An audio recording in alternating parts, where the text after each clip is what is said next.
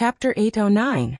At this time, everyone outside the door was in disbelief, because a long time had passed, and many cigarettes had been lit. In KK's eyes there was a hint of worry. He frowned and said, "That guy can really do it. Nothing has happened after so long. How did he do it? Is he crazy?" As soon as he finished speaking, Klaus was also very suspicious. He frowned and took a deep breath. For a moment his eyes were filled with suspicion. He said strangely, "I didn't know that he could hold on for so long. It's really incredible. I didn't expect him to be able to do it to this extent. How did he do it? How is that possible? How could he last for so long? That kind of terrifying game is not something a human can play. How could he do it? It's simply impossible." Olshikov said, "How did he do it? How could he last for so long? That kind of terrifying game is not something a human can play." As soon as he finished speaking, everyone felt that it was unbelievable. Stephen frowned and said curiously, "Generally speaking, a normal human can't play that kind of game, right?" Klaus shook his head and took a deep breath. He said, "I don't know. I don't know much about Dustless. I only know that he shouldn't lose to that guy." At this time, Dustless's forehead was full of sweat. His eyes were full of surprise. He looked at the old guy in front of him and couldn't help but feel a little nervous. He gritted his teeth and said, "You're really strong, old guy. It's been a full 9 hours now." After hearing his words, Tun Aller Aluga Fulgaruxiu ignored his disrespectful tone and revealed a faint smile. He immediately said with a smile, "You're not bad yourself. You're also a very powerful guy. I didn't expect you to be able to fight me to this extent." At this time, even if Dustless unsealed 1/3 of his strength, it would still be difficult for him to withstand the terrifying power of space and the chess game that was constantly getting more and more powerful. He couldn't help but frown. Even if he could read the thoughts of the old guy in front of him, he couldn't keep up. However, he knew that he must keep up, or else he might be killed. With this thought in mind, he began to chat even more seriously. At this time, his mind was constantly filled with a lot of knowledge. He gritted his teeth and continued to play chess. The chess game between the two was getting faster and faster, and the flow of space was getting faster and faster. At this moment, he was sweating profusely. He knew that the time was almost up, but he also knew that this was the most difficult part because the formula was getting more and more dense and difficult to defend. He knew that if he couldn't hold on, he would definitely die. He must hold on to this wave of attack. He thought in his mind. More and more sweat on his nose. Although he was in half-immortal state, he couldn't stop the sweat from dripping. A hint of nervousness appeared in his eyes as he gritted his teeth and said, "You are indeed very powerful." Tun Aller Aluga Fulgaruxiu was just playing chess indifferently. There was no trace of pity in his eyes. To him, playing chess was the greatest pleasure, regardless of whether the opponent was a human, a magical beast, or something else. At this moment, the two of them were playing chess with all their might. After an unknown period of time, Wu Chen directly knelt on the ground and coughed out a large mouthful of blood.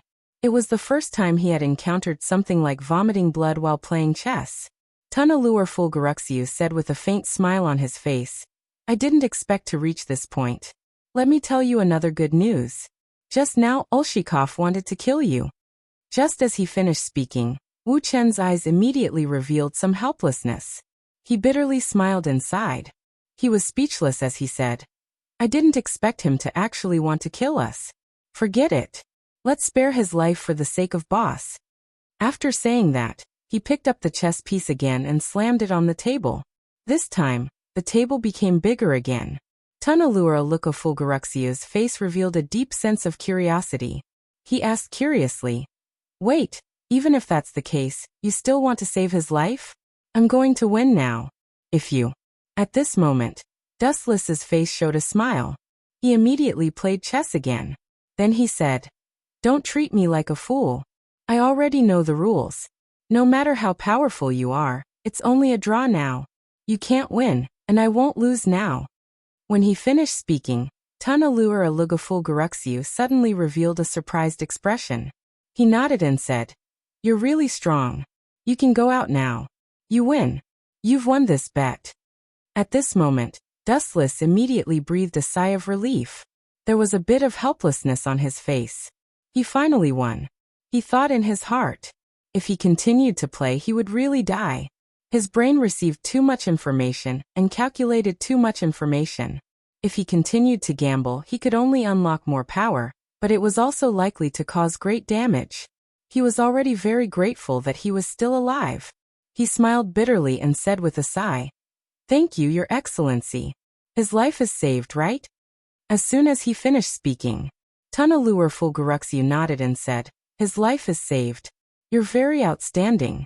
You're the most outstanding human I've ever seen. Or rather, you're a creature close to a human. The energy in your body doesn't belong to a human. I'm very curious about what you are." As soon as he finished speaking, Dustless's face showed a smile and said, "What am I? Maybe you'll know in the future. I won't tell you now. In the future, I'll tell you everything, but you'll have to wait." Tun Alar Ella Lugafulguruxiu suddenly laughed and said, "It's been a long time since I've talked so much with someone from the same dimension as me. It's really surprising. We'll meet again in the end. Let's go." As soon as he finished speaking, Dustless nodded and took a deep breath before leaving. Chapter 8:10. Sea kings have an amazing sense of smell and are extremely sensitive to the smell of blood. As long as the blood drips into the sea, they will instinctively hunt for prey. Under the deep sea, once attacked by a large number of sea kings, even if Whitebeard comes in person, he won't be able to escape. This is completely a hopeless situation. This is their own fault. They didn't go to you, but they came to us to die. Akiji smiled. These hateful pirates sank their battleship and they deserved it.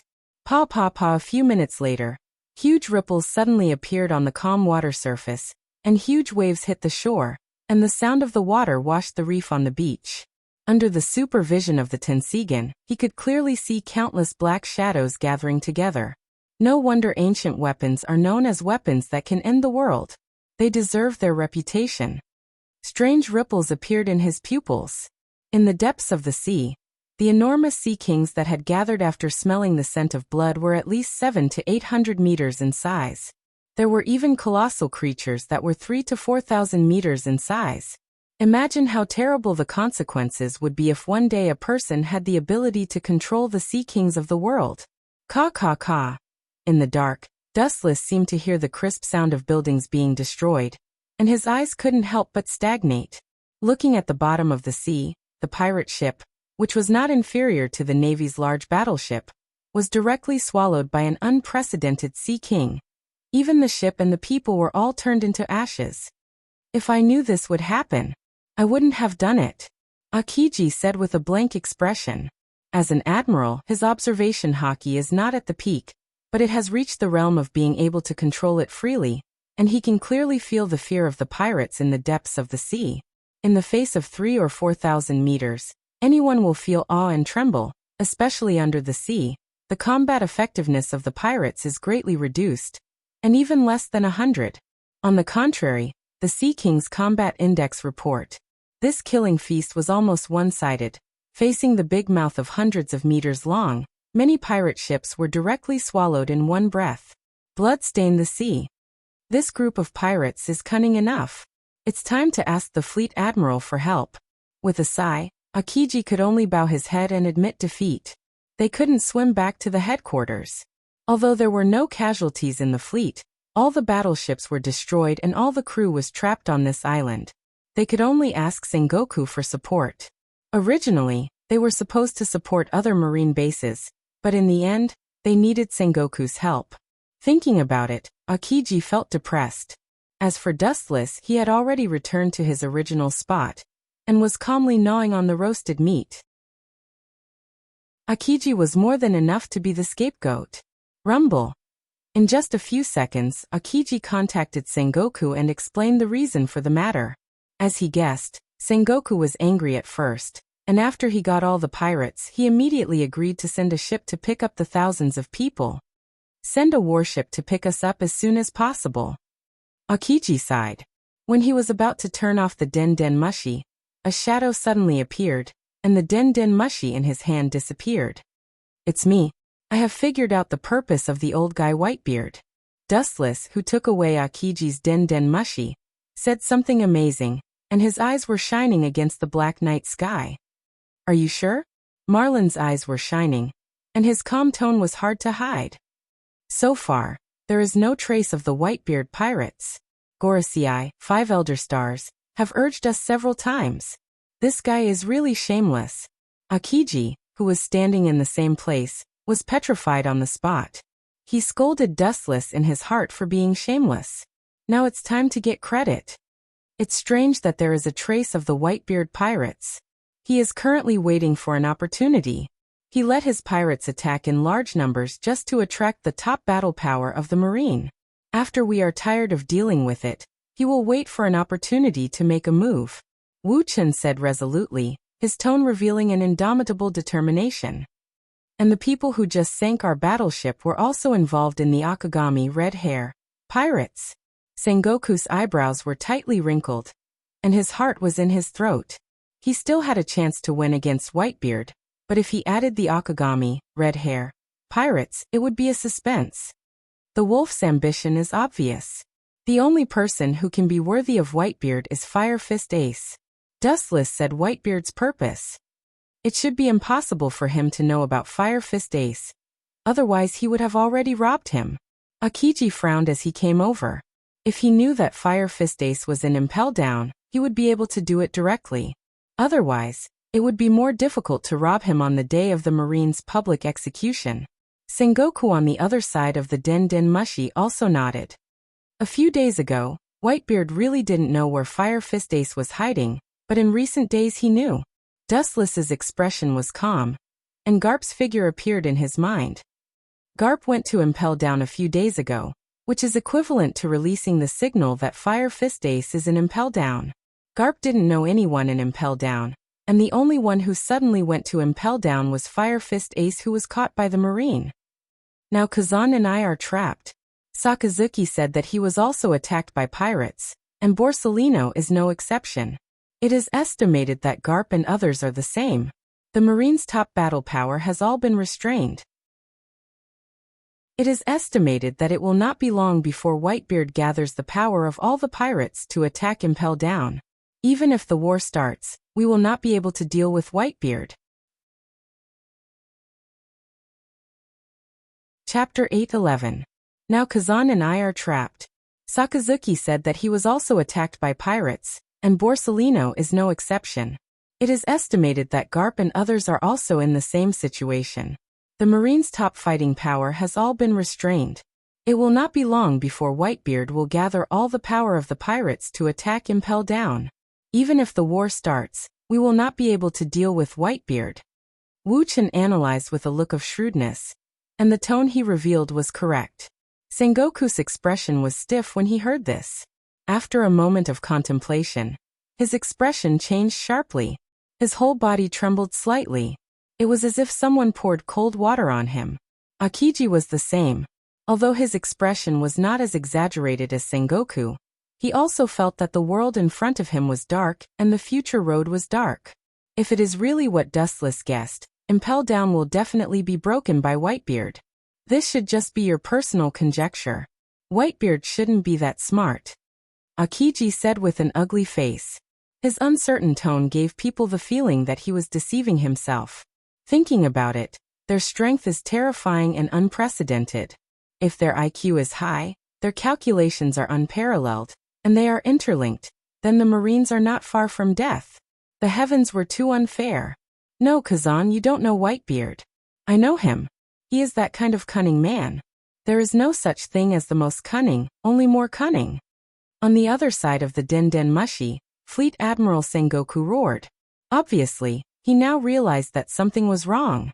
Others may not be so smart, but Whitebeard was an exception. This old guy's wisdom was extraordinary. He could roam the sea for decades without being caught. Whether it was the former Roger or the Golden Lion Shiki, they were all wandering around the world.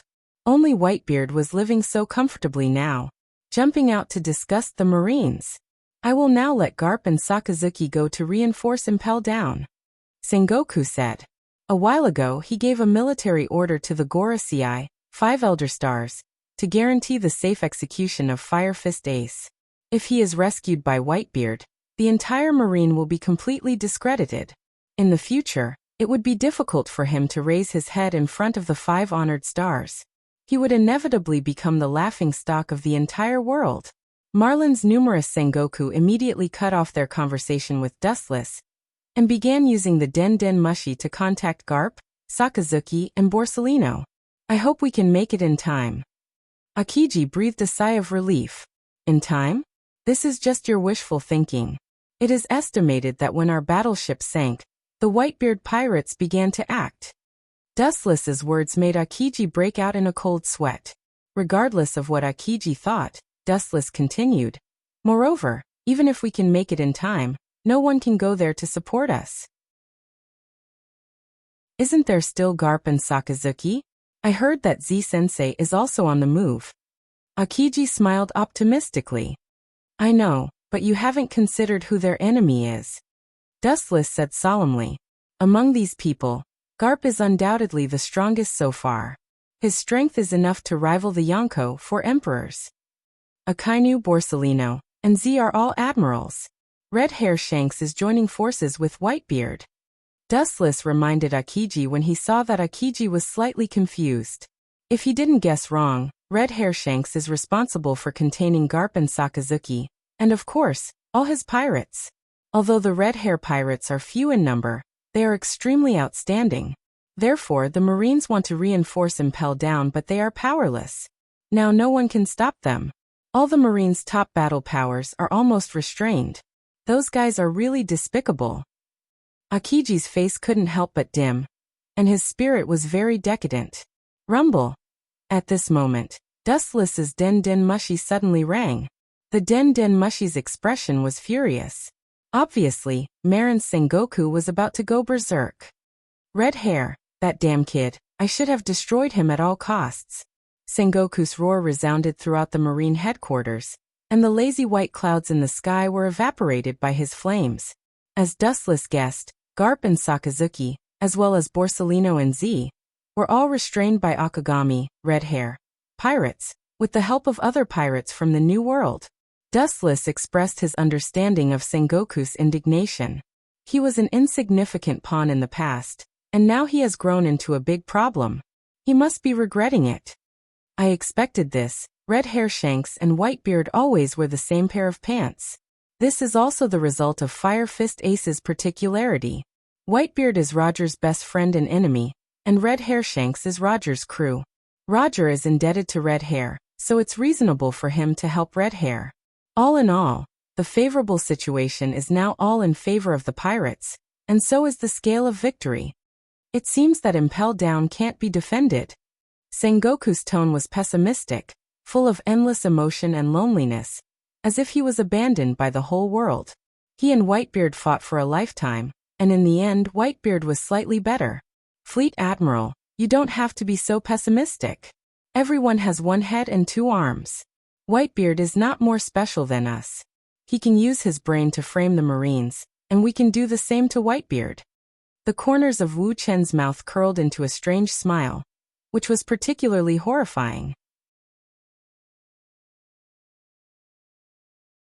Chapter 8:12.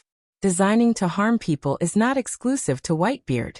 If he can do it, Marine can naturally do it too. Hearing Wu Chen's words, Sengoku's face was full of hope. He grasped the only life-saving straw and asked eagerly, Whitebeard, that old guy is cunning and changeable. He can do what people can't do. It's as difficult as ascending to heaven to plot against him. Obviously, I can't tell you how to deal with Whitebeard, but you have to make such a difficult tone. At this time, you still want to play hard to get. Dustless shook his head and secretly scolded Sengoku for being shameless. Since Whitebeard has made a move, then we can only passively take it. Counting on the veterans of Impel Down, it's estimated that it's not enough to fill the gap between his teeth. The battle power of Impel Down's army is less than half of Whitebeard's. Since the admirals can't get out, they can use the power of Shichibukai. Dustless suggested softly. This, Sengoku's eyes flashed with hesitation and changed quickly. Fire Fist Ace is lost. The loss of face is even greater. and it will be difficult for Marine to raise their heads in the future. Dustless saw through Sengoku's thoughts. Sengoku wanted nothing more than to use Marine's power to deal with Whitebeard.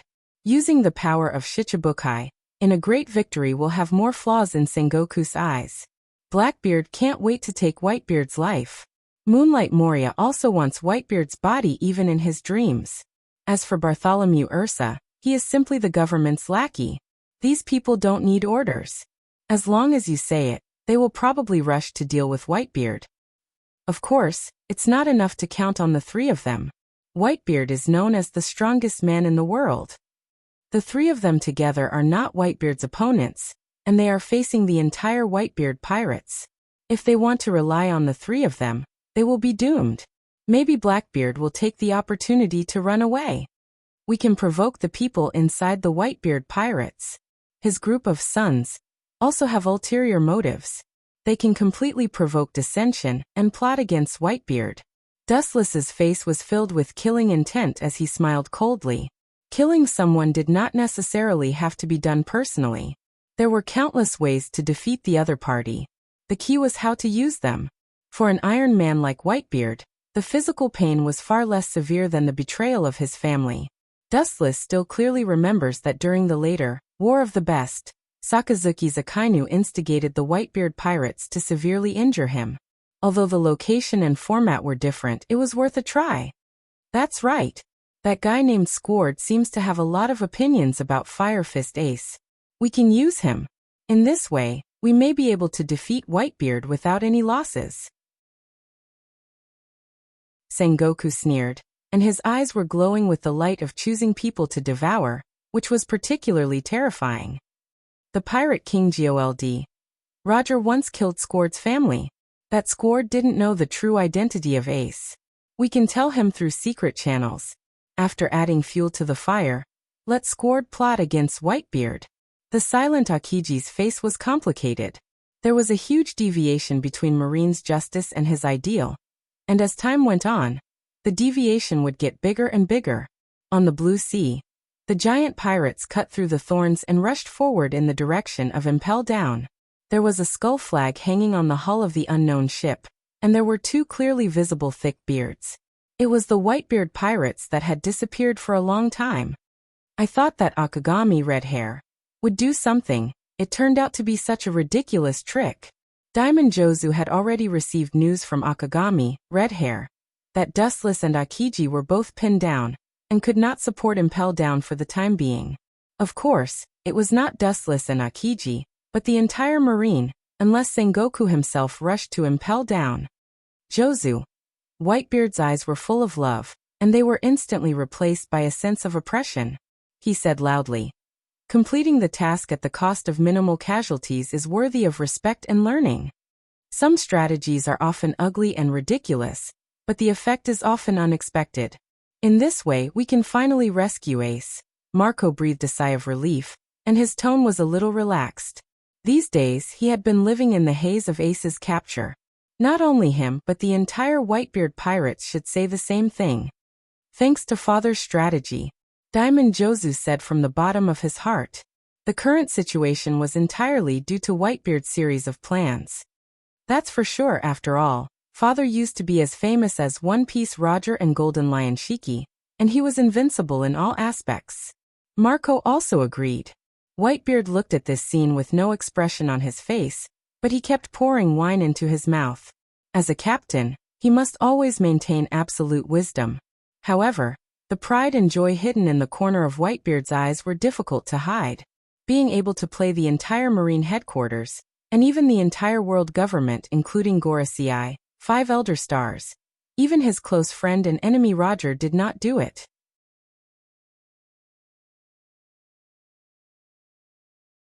Chapter 8:13. Being able to play the entire Marine headquarters, and even the entire world government including the Gorosei, 5 Elder Stars. Even his best friend and enemy Roger couldn't do it. Whitebeard's pride is understandable. The huge pirate ship sneaked all the way without any hindrance. The Marines they encountered were also destroyed by them. The high-level Marines rushed to all over the world to perform tasks. They didn't encounter any obstacles along the way. They were like fish in water. Unlike in the past, this time Whitebeard didn't take Moby Dick, but chose other pirate ships in a low-key manner. On the one hand, Moby Dick's goal was too big, and it was tantamount to revealing the truth of the plan. All over the world, even the Moby Dick was Whitebeard's own ship, and there was no one else besides it. Even the Rear Admiral level characters are rarely encountered. Oyaji, this time we will succeed. Diamond Joza grinned, and his words were full of excitement. Being able to save Fire Fist Ace, and being able to slap the face of the entire Marine, suppressing their arrogance is the best. Whitebeard himself is already in his twilight years, and he must win to improve the prestige of the Whitebeard pirates, and give those rascals a shocking color to see. Especially one of the Yonko 4 emperors. Big Mom. A few years ago, because of the Fruit of Darkness, the 4th Division Captain Thatcher fell, and the initiator was Big Mom and her pirates. Whitebeard didn't hesitate to put his life on the line. It would be best if he defeated Big Uma and destroyed the island she once occupied, so that the pirates on both sides would unite. As long as there was an opportunity, Charlotte Linling, this ferocious viper, would launch a fatal sneak attack. Putting Moby Dick in the base before going to sea will not only deter the enemy, but also play a role in confusing them. After all, this time they suddenly attacked Impel Down. They can't take all the fleet, they can only take all the elites. There are still many members of the Whitebeard pirates stationed on the original island. Rumble. At this moment, the unexpected Den Den Mushi rang. That red-haired kid? Turning his head and looking at the slightly anxious Den Den Mushi, Whitebeard's heart thumped and suddenly realized that something was wrong. Red Hair Shanks will not contact him if there is no major event. Unknowingly, he picked up the phone. Sure enough, as Whitebeard expected, there was a message from Nightmare. Shichibukai, who were mobilized by Marine, also headed in the direction of Impel Down. As Dustless had guessed before, Blackbeard and Gecko Moria participated in the encirclement and suppression operation. The news that Whitebeard quietly left the island base was like a ripple on the surface of the water. Under the careful production of the warring states, it spread to every corner of the world in an instant. The truth of a secret operation was revealed to the world. Sengoku also listened to Dustless's suggestion. He first used the power in his hands to make Whitebeard's secret actions public. He used projection Den Den Mushi and broadcast Den Den Mushi to every place in the new world that the Marine can reach. Whitebeard. On the other side of the Den Den Mushi, Red Hair Shanker's dignified voice was filled with unprecedented seriousness, which made Whitebeard's heart jump to his throat. The Red Hair Pirates are now restraining the high-end battle power of the Marine. In such an embarrassing environment, they can still use Den Den Mushi to contact him, which indirectly shows the seriousness of the situation. The Marine has seen through your plan. They have made the whole world boil. You have worked hard on this secret operation. All the places that the Marine can reach know. And this news is spreading at lightning speed. It won't be long before the whole world knows about it. Red Hair Shanks said in a very depressed tone. Is that all? There's no need to worry about such trivial things, Red Hair. Whitebeard's heart relaxed, and he didn't care about it and laughed. A pirate's life is always accompanied by danger. A pirate who is overcautious has no future. Compared to Whitebeard, Red Hair Shanks is at most a junior. This is not a trivial matter. Red Hair on the other side of the Den Den Mushi frowned with warning. So what? The fake Moby Dick is wandering in my base, and no one dares to provoke it. The pirates who hear the news will only think that the Marine is talking nonsense, and the purpose is to cause the pirates to kill each other. Whitebeard said calmly. Fabricating news out of thin air to cause others to kill each other is a trick that the Marine often uses. And it's known all over the world. It's not that I'm overcautious, but you're underestimating the Marine's means.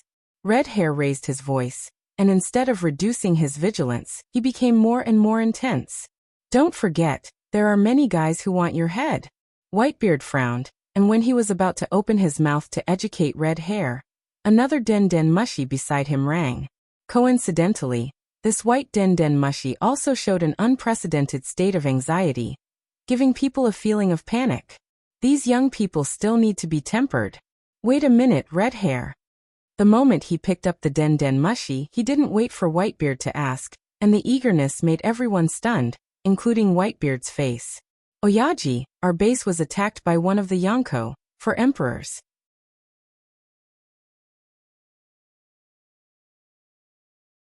Chapter 8:14.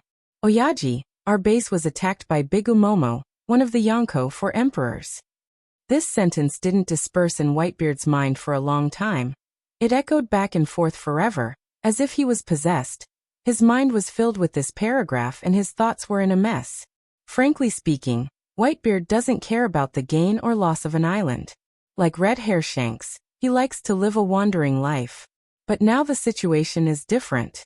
As we all know, the size of the Whitebeard pirates add up to thousands of people. This attack on Impel Down is a top-secret operation, and it is tantamount to exposing the target. Naturally, not all of the crew can be activated, only a small number of elite crew members can be selected, and the other sons, Whitebeard has placed them in temporary bases. In other words, all the elites are now concentrated on this ship, and most of the remaining are weak, and it is impossible to fight against Bigumomo with them. A melee, Bigumomo, that despicable old woman dares to play this game with me? Whitebeard's angry roar resounded through the sky, and visible cracks appeared in the surrounding space, erupting with destructive waves. The clouds floating in the sky disintegrated instantly, and the invaded sea instantly formed big waves, spreading rapidly, swallowing the surrounding islands. Don't forget, a few years ago, you almost killed Charlotte Linling. Women are very vengeful. Now that she has seized the opportunity, it is very likely that she will eradicate your pirates. Red Hair Shanks, on the other side of the Den Den Mushi, whispered after hearing Whitebeard's roar, and his tone was vaguely persuasive. Wipe them out. She is just a stray dog. Whitebeard roared, and the sword in his hand also felt Whitebeard's anger, making a burst of clear sound. And a supreme killing intent went straight to the sky. Ka. Accompanied by a loud rumble, a dazzling crack appeared in the dark sky. The distant sky looked as if it had been torn apart by someone. It was terrifying and sinister. The endless netherworld abyss seemed to be the tomb of all creatures, and the flying insects and beasts passing through the sky made bursts of whining, as if begging for mercy. Even though this body has reached its limit, it's as easy as flipping my hand to exterminate her, Whitebeard said in a sonorous and arrogant manner. Although there was a suspicion of exaggeration, in the case of going all out, even if he couldn't kill Bigumomo, he could still seriously injure her. This was where Whitebeard's confidence came from. That was before. Don't forget, you are still on the way to Impel Down and Bigumomo is slaughtering your crew. Do you think Bigumomo will feel helpless against them? Shank's voice came from the other side of the Den Den Mushi. Seeing that Whitebeard was so stubborn, he decided to be frank. Let's stop here, Whitebeard. Maybe if you don't hesitate to attack Impel Down now, you can save Fire Fist, but your remaining crew will be killed. Bigumomo hates you to the core. She will definitely not show any mercy. Fearing that Whitebeard would not listen to him due to his fever, the red-haired Shanks continued to raise his voice, giving people a feeling of hysteria. Whitebeard heard this and fell into a dilemma. For a time he was in a dilemma. If he attacked Impel Down with all his strength, he may be able to save Fire Fist Ace. But the thousands of crew members left in the original base will certainly not escape the claws of Bigumomo. As the red-haired Shanks said, a few years ago, the former Whitebeard did not hesitate to hit Bigumomo and let her escape from the New World. The entire pirate ship was almost destroyed.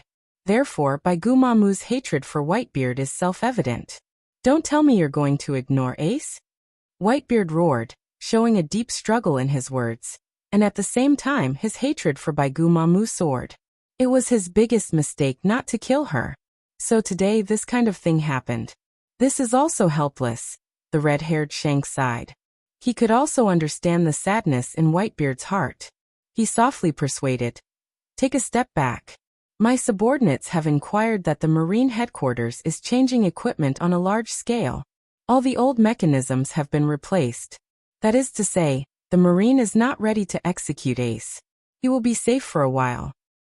Hearing this, Whitebeard pondered for a moment.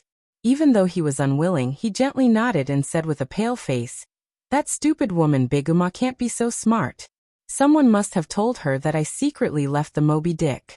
That's why she took the opportunity to attack. Whitebeard suddenly flashed in his mind and said, Marine, it must be that bastard Sengoku. Sengoku? Not necessarily, he didn't even leave the Marine headquarters.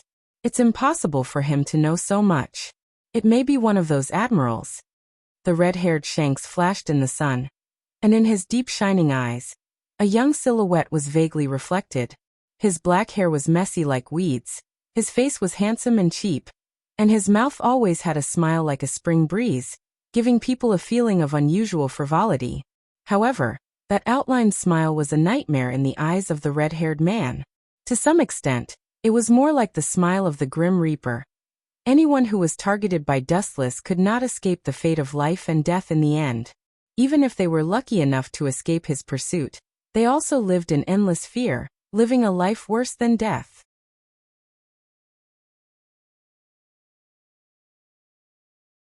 Chapter 8:15. Anyone who was targeted by Dustless could not escape the fate of life and death in the end. Even if they were lucky enough to escape his pursuit, they also lived in endless fear, living a life worse than death. Although it was just an unfounded guess, Red Hair Shanks was very sure that even if the instigator behind this had nothing to do with Dustless, it was definitely related to him. What is your final choice? Abandon Fire Fist, or choose to walk down the dark path and save him at all costs? Throwing the complicated thoughts out of his mind, the red-haired Shanks asked straightforwardly. Whitebeard looked stiff and bowed his head in silence. He was reluctant to give up Ace, but he was also reluctant to give up his other sons. Even if he has mixed feelings, he can't hide the helplessness in his heart. For the first time in his life, Whitebeard felt that life was so hard. If I were you, I would definitely have a headache like you. This strategy is really vicious. On the other side of the Den Den Mushi, Shanks's sympathetic voice was heard.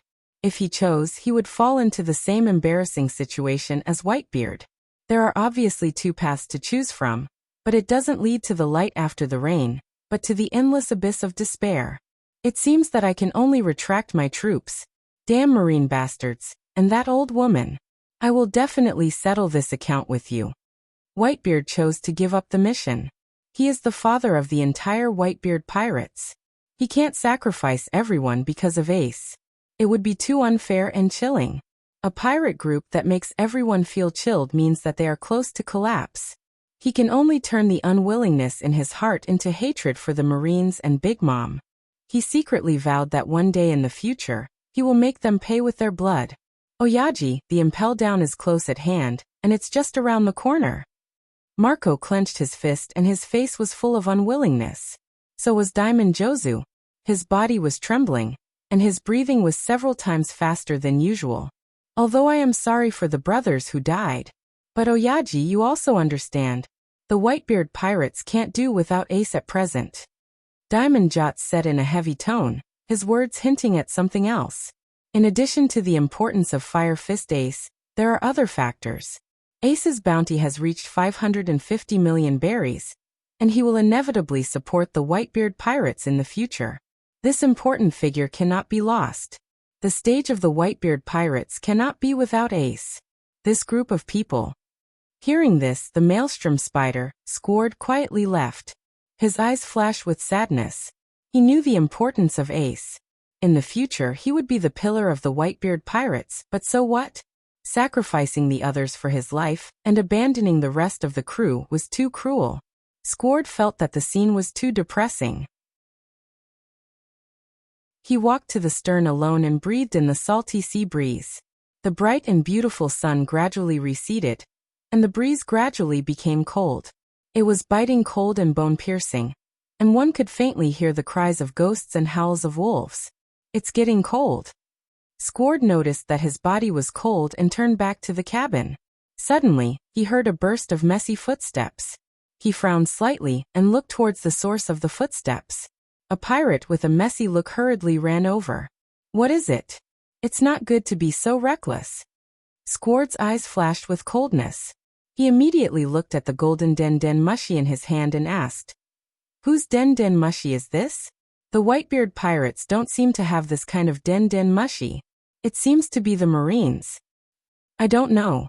This golden den mushy appeared out of thin air in your cabin like a ghost. At that time, I didn't see anyone picking it up, so I brought it to you. The pirate who ran over panted. He handed the den mushy to Squard. Rumble. The mysterious den mushy suddenly rang. The den mushy opened its eyes and looked directly at Squard's face. The latter trembled, and an invisible pressure filled him. There was an inexplicable voice in his heart that warned him not to pick it up. He reflexively picked up the den mushy, and was about to throw it into the sea when he accidentally touched the button on the den mushy. Oh hello. I am Marine Admiral Royce Nan. An indifferent voice came out of the golden den mushy. Squard's expression solidified and doubts arose in his heart. He had no interaction with an admiral. He had never heard of this general named Lewis South before. He thought that it was a lie, but a young figure suddenly appeared in his mind. Is it him? Thinking of Dustless's figure, Squard said coldly, If you have something to say as a Marine Admiral, I hope you don't say stupid things like asking me to plot against my father. Of course not. This kind of vulgar provocation. Only a villain like Sakazuki would do it. I just came to tell you a story or to pass on a message. Dustless said mysteriously on the other side of the den mushy. Pass on a message? This joke isn't funny at all. Who can ask an admiral to pass on a message? Gorosei or celestial dragons? Squard said sarcastically. It's not them. You are familiar with the people who begged me to pass on a message. Suddenly, Dustless's voice was like a black hole in the depths of the universe that could devour everything. It instantly attracted Squard's attention. The people who asked me to pass the message are from the kingdom of heaven.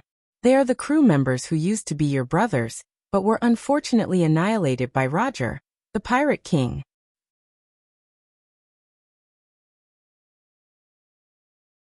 Chapter 8:16. Dustless's voice was like a black hole in the depths of the universe that can swallow everything and instantly attracted Squard's mind. The people who asked me to pass the message, they are from heaven. They were the crew who were brothers with you in the past, and were unfortunately annihilated by the Pirate King Roger.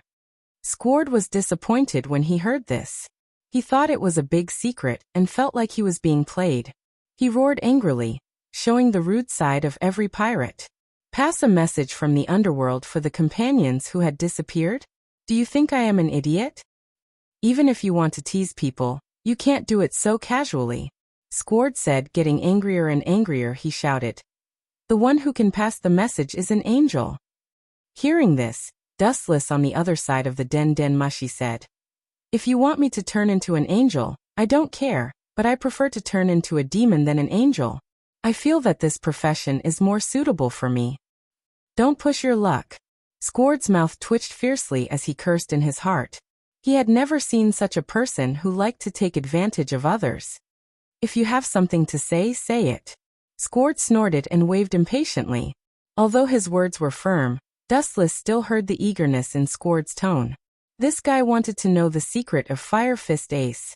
Fire Fist Ace can be regarded as the number 2 figure in the Whitebeard Pirates. Whitebeard valued him very much, even more than Marco and Diamond Jozu, who joined in advance. What do you want to say?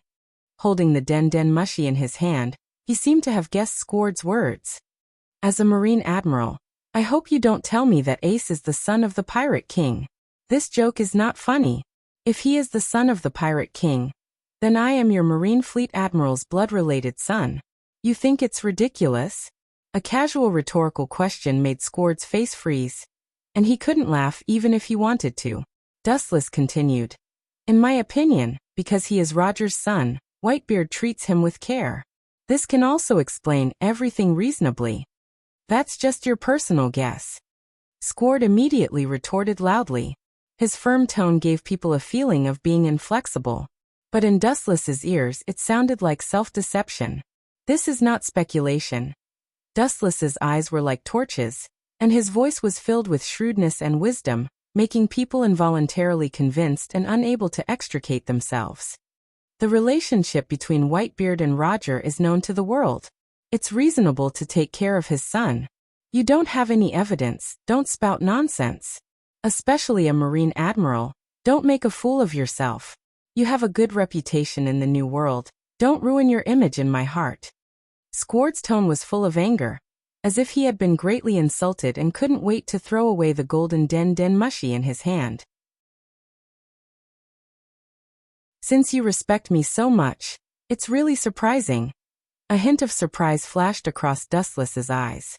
He continued to smile and said, "But since you are my fan, I don't mind helping you.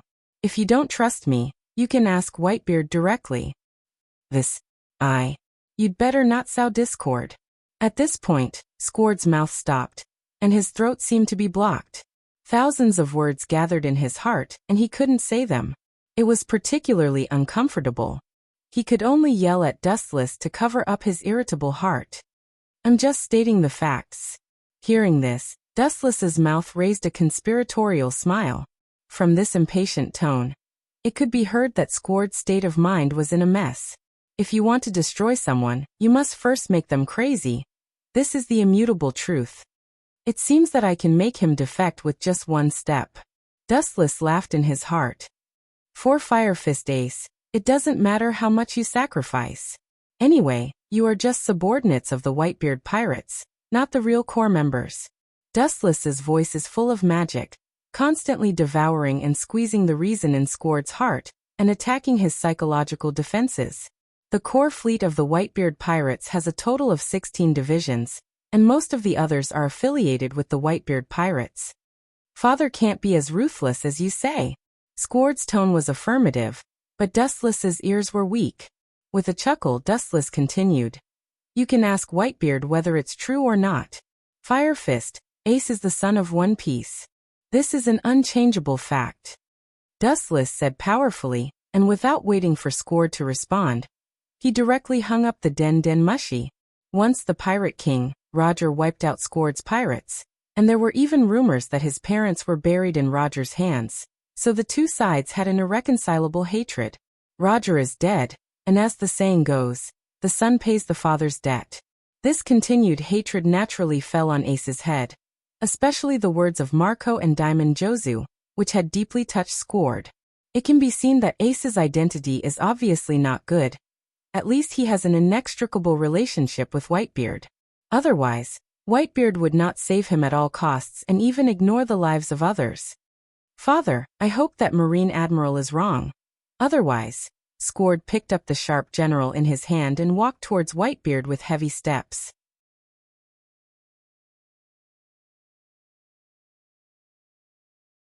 Chapter 8:17. Will it work or not?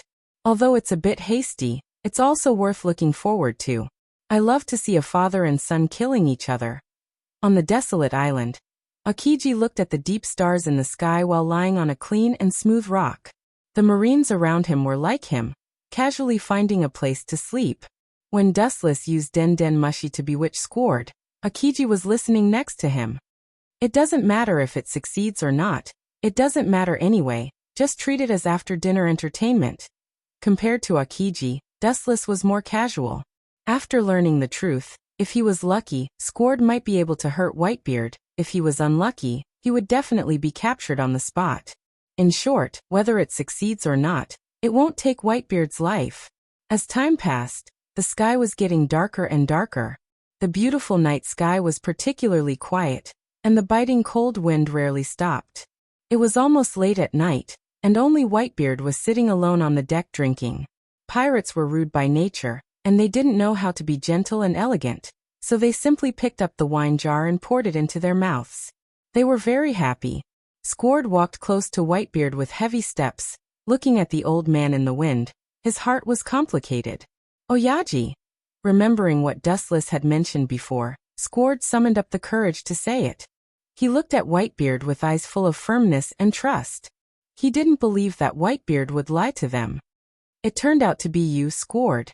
Whitebeard's old eyes were clear, and he once again restored his former wisdom and kindness, and said in a rather kind tone, "You have been with the Whitebeard pirates for some time, probably for decades." His eyes gradually became distant, and he recalled the good times of the past.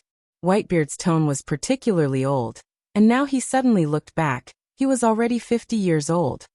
"Yes," Squard's throat choked, and the words that were about to come out of his mouth were stuffed back again.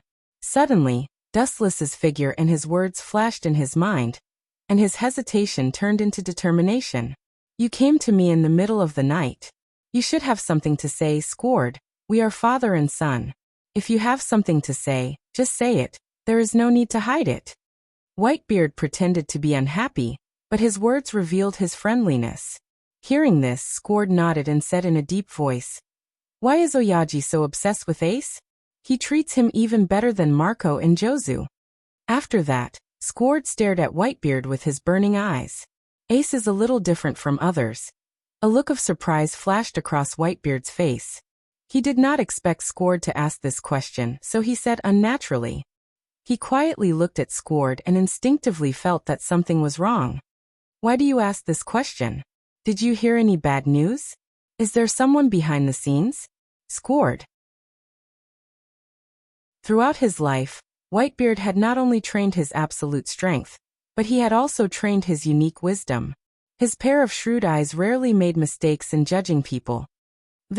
Squard hesitated for a moment, and after a moment of contemplation he remembered Whitebeard's trust in him, and took out the golden Den Mushi that he used to contact Dustless. This is the Den Mushi of the Marine Admiral named Royce South. It inexplicably appeared in my cabin, and my men happened to meet it and sent it over. Without the slightest concealment, Squard answered truthfully. It coincides with Akagami's guess. I didn't expect it to be him.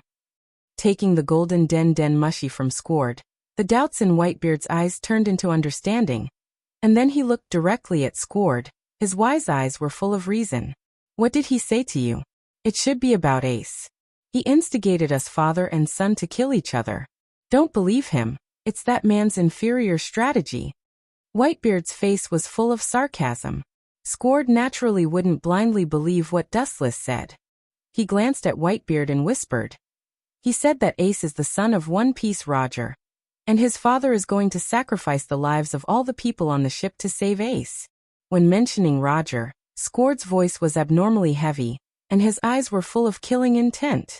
"I knew it. He will definitely instigate the relationship between us father and son." Whitebeard's face flashed with a strange color, and he avoided the main point and talked about the relationship between Ace and Roger directly. Silence was tantamount to admission, and it was equivalent to Whitebeard tacitly admitting the relationship between Ace and Roger. "Squard, I know the hatred between you and Roger, but the past is like the wind. I hope you and Ace can resolve the hatred." Whitebeard sincerely advised Squard as he scrutinized his face. Perhaps it was because of a moment of carelessness or because he trusted Squard too much. Whitebeard did not notice the scarlet demonic light in Squard's eyes. His eyes were blood red, and he felt like he had turned into a hellish Shura. His breathing was abnormally heavy, and the emotion of revenge spread and filled the nerves in Squard's mind. Squard picked up the big sword in his hand and jumped up, and he directly slashed at Whitebeard's head. This sudden state happened too fast, and everything happened in a flash. When Whitebeard realized it, it was already too late, and the sharp sword full of sawtooth touched his chest.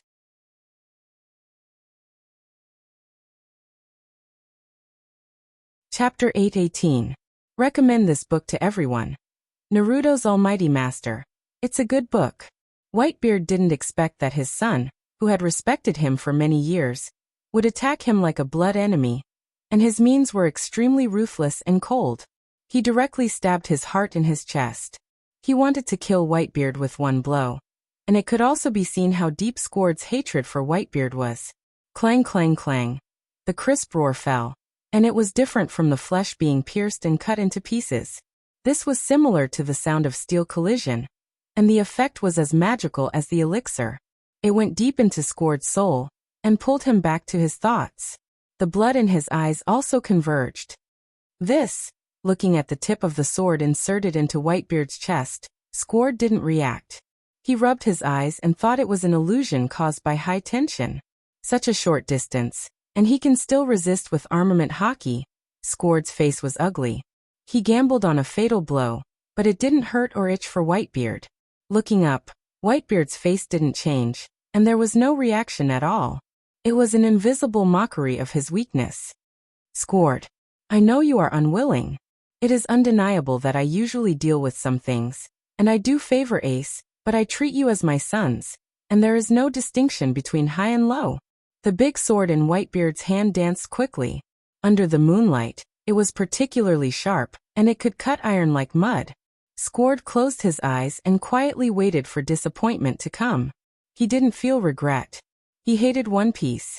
Now that Fire Fist Ace was the son of his enemy, Squord naturally hated him too.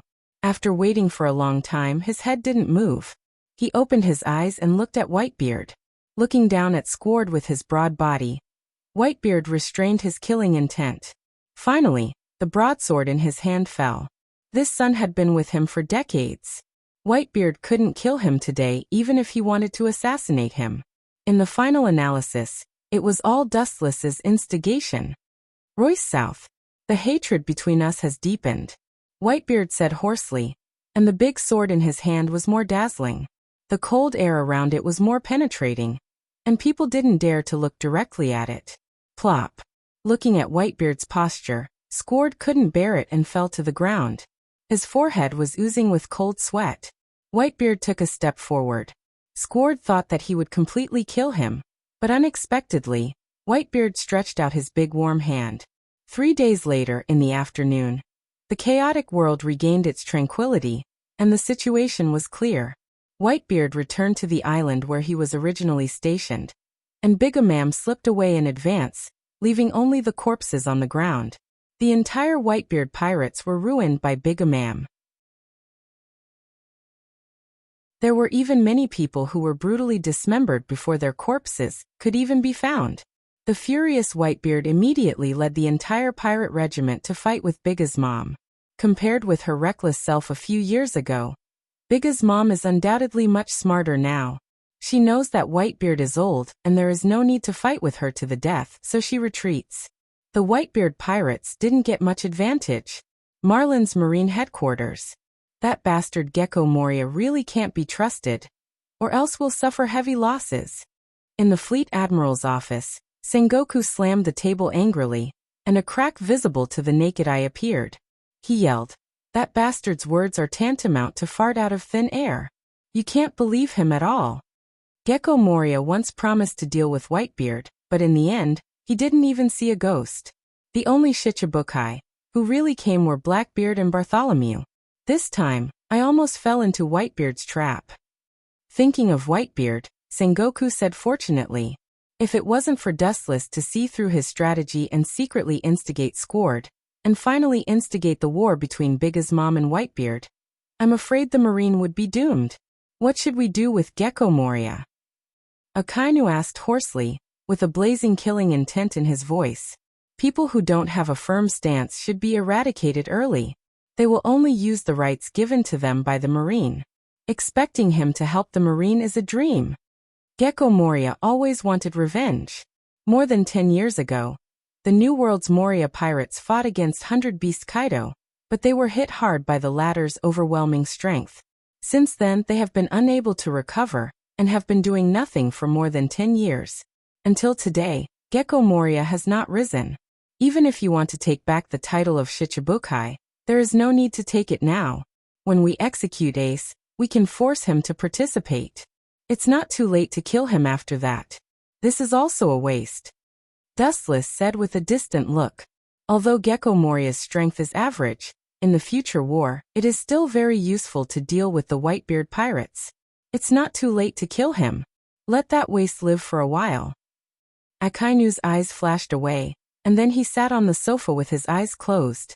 Obviously, he acquiesced to Dustless's approach. Even if they destroy Gecko Moria, it's time to squeeze his value. Sengoku and others also have the same view. For pirates like Gecko Moria, they must not be soft-hearted. Once he has no value, what awaits him will be death or forever being locked in a place like Impel Down. Who let Gecko Moria go against them? In Sengoku's view, this is his own cocoon and he can't blame others.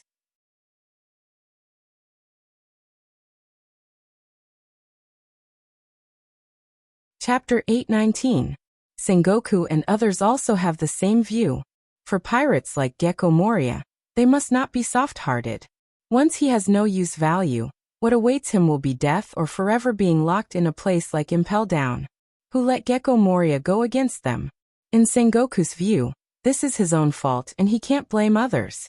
But then again, Whitebeard chose to let go of Squard. Akiji was quite surprised. A person who wanted to end his life, Whitebeard can still smile and forget about it.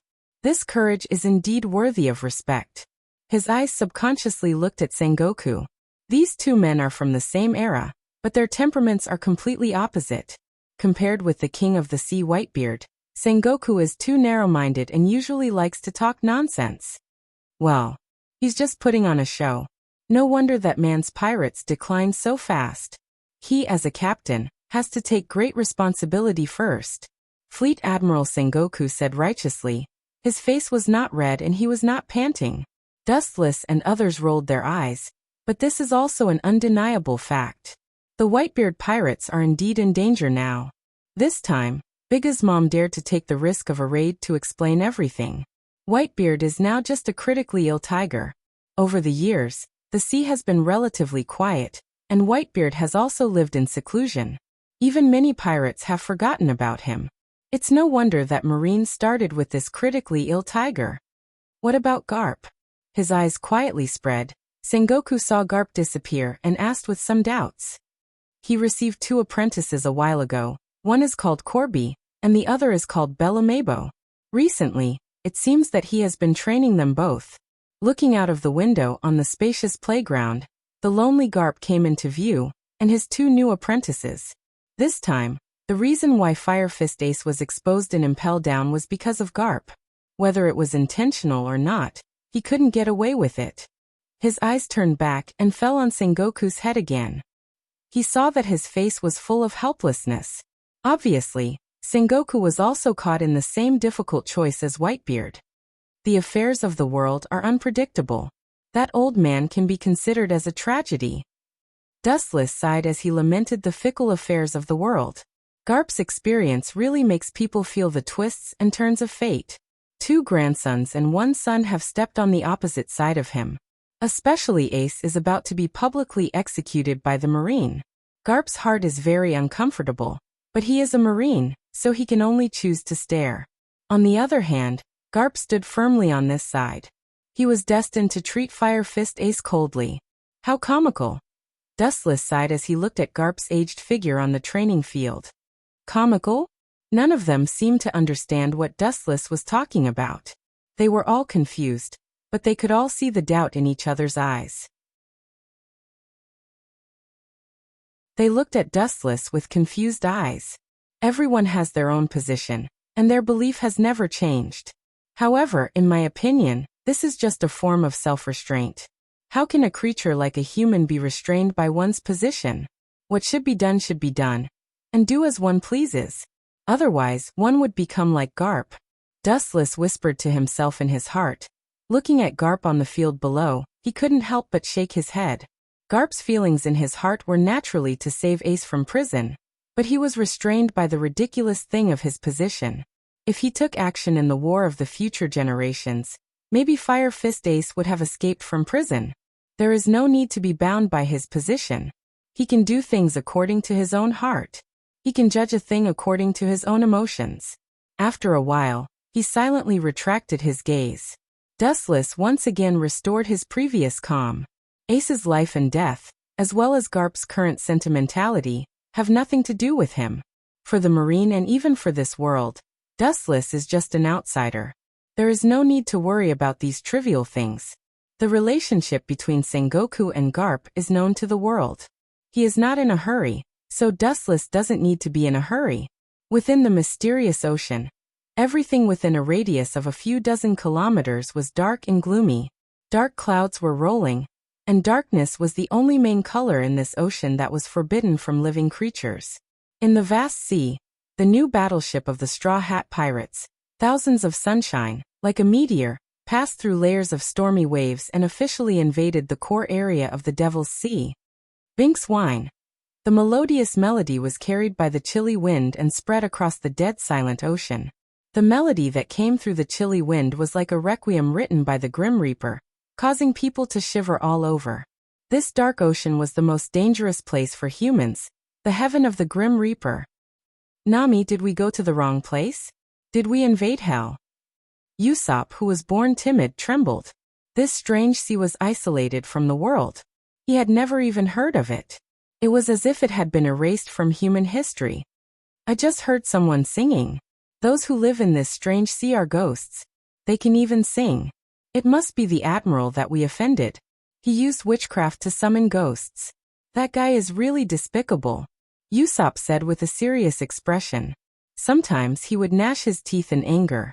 Wu Chen was implicated even though he was lying down.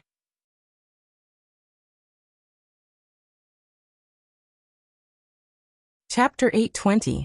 Everyone's eyes were focused on Usopp. At this moment he was trembling, and his eyes flashed with panic. By the way, why did the Marines put the blame on us for the destruction of Enies Lobby? Isn't it a bit too stupid for them to just sit there and do nothing? The Marines are obviously trying to make us the scapegoat. Frankie, who joined the Straw Hat Pirates a few days ago, said. His tone was full of resentment. What worried him the most was that Pluton's blueprint was taken away. At first, it was Spandam. Then he was killed by Dustless. It was self-evident who got the blueprint. Thinking about it, Frankie felt uncomfortable. He felt like all the machinery in his body was short-circuited. If it's just framing, then it's fine. The Marines have done a lot of this kind of thing.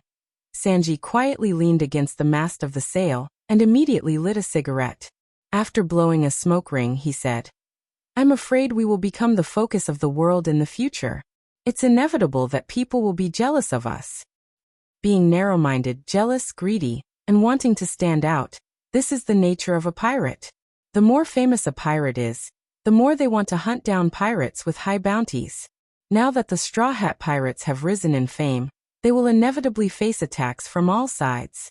Conquering Enies Lobby, which has been safe for 800 years, this kind of world-shaking event is enough to make all the pirates who want to be famous rush to it. Fame is good and bad. While enjoying the admiration of the world, it is bound to attract attention from all sides and various attacks. A few days ago, it was announced in the newspaper that all the CP9 members were killed. The only survivor was Khalifa. She was the only one who wasn't safe. I heard that she just fainted, and when she woke up, she pushed all the blame on us. That hateful woman. Nami gritted her teeth and said with a regretful expression. She seemed to hate that she didn't kill Khalifa at that time. Grrrr. The smell of barbecue drifted into everyone's nostrils. Everyone looked for the source of the smell and saw Luffy eating meat. Eat meat, eat meat. There's no need to worry about this kind of thing. Luffy wolfed down the fragrant barbecued meat. Compared to the crew members who had serious expressions, Luffy, as the captain, was exceptionally calm. He ate the meat calmly, attracting a lot of rolling eyes. Luffy. Everyone exchanged glances with each other. Soon after, they let out a long sigh. They had an extremely speechless and troubled expression on their faces. Zoro saw it quite thoroughly, and he began to pick up the barbecue and wine and indulge in it. This appearance made Sanji's anger index suddenly rise. Hey, green algae head, Luffy's nerves are nothing, but why are you acting like this? Sanji stared at Zoro with dissatisfaction and said. Hearing this, Zoro opened his closed eyes and looked at Sanji, then continued to drink by himself. We've completely fallen into a passive position. It's useless to think and worry blindly here. Instead of saying these useless things, why don't we look at the long term and continue to become stronger? This is the only right path. Zoro's words made everyone silent, including Sanji. It was useless to scratch their heads because they had no strategy to fight back. The Marines pushed all the blame on them, and they could only swallow their anger. It was impossible to resist. They had no right to speak and no strength. In simpler words, in the end, it was because they were too weak that the Marines could ignore their feelings and push all the blame on the Straw Hat Pirates. But who killed that group of CP9? Usopp brought the topic back to the CP9's head. Thinking of the tragic deaths of several people, his brows flashed with gloom. These words made everyone stunned, including Luffy, who was the reincarnation of a hungry ghost. He stopped what he was doing and became silent. Dustless's figure appeared in his mind, and Sanji's cold sweat flowed as he speculated. That guy is an admiral of the Marine, he shouldn't kill his own people. The CP9 didn't die because of the Demon Slayer order. At that time, there was no one in Eni's lobby who had the strength to kill all the CP9 members. Zoro opened his eyes, and his cold eyes gradually faded. The boiling fighting spirit in his heart was instantly extinguished.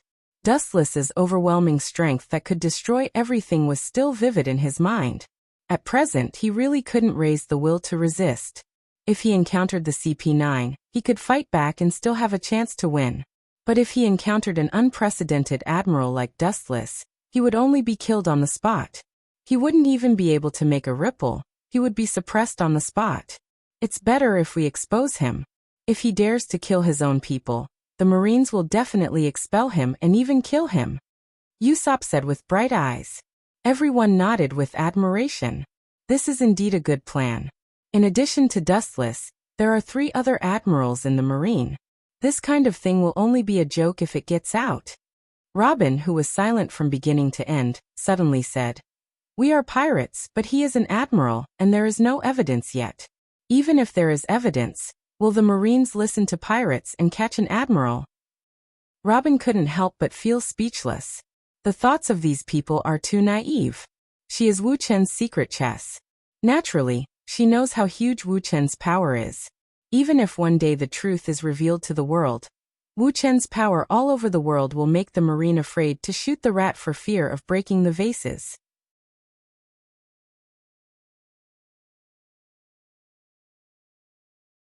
Chapter 8:21.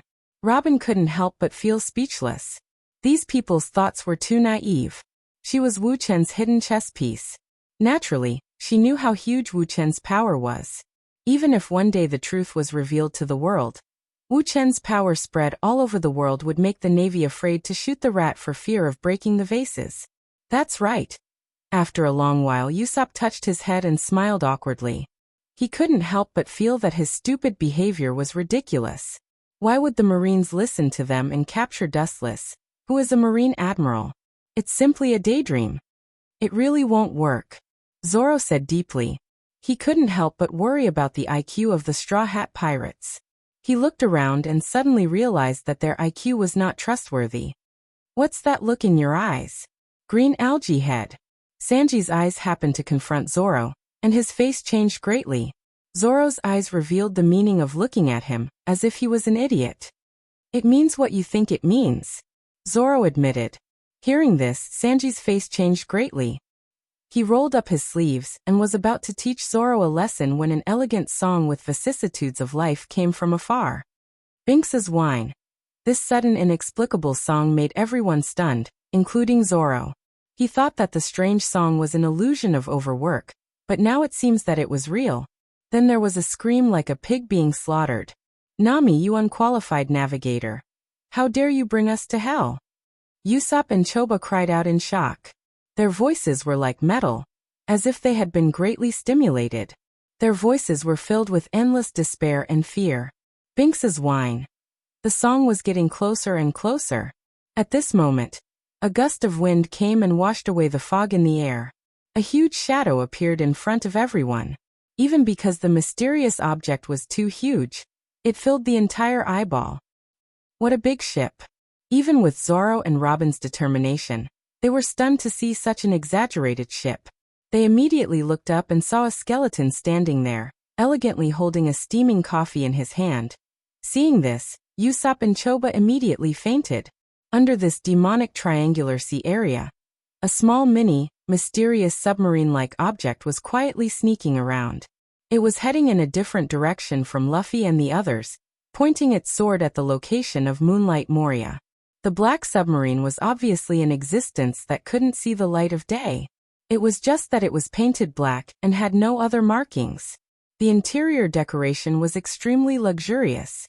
It was as if he had walked into a palace. It was fully equipped and looked more like a private yacht. "Young master, is it really okay for you to do this? If we are caught, we will be crushed like ants. The glory of the past 10 years is all thanks to that person.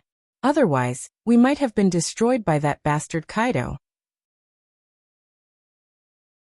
In the small swimming pool inside the yacht, Doflamingo was leisurely leaning against the shore. Trouble was the same. Compared to Doflamingo, who had a face full of enjoyment, Trouble was in fear and trepidation. Shut up. I'm just a dog in front of him. I have to bite whoever he wants me to bite. Doflamingo suddenly opened his eyes, which were instantly bloodshot. Thinking of Dustless's figure, he gritted his teeth and roared. When I'm not needed, he threw me into Dressrosa as a guard dog.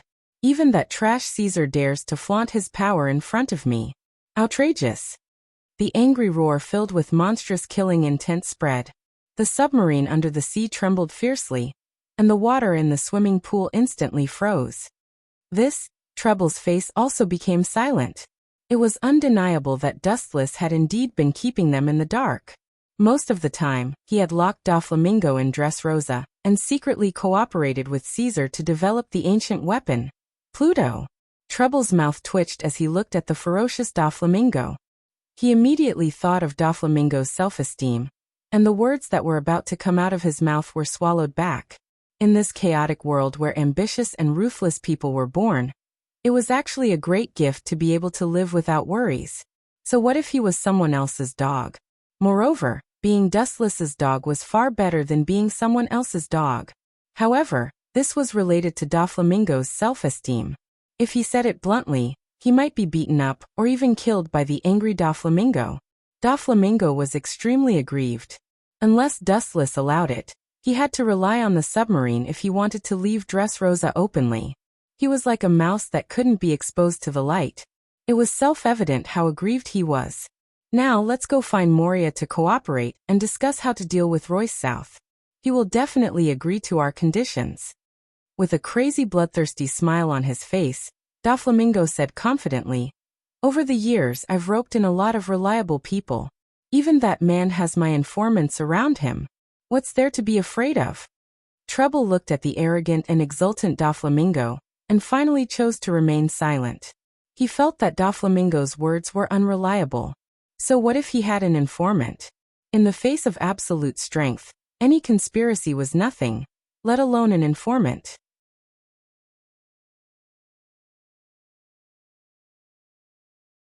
Chapter 822.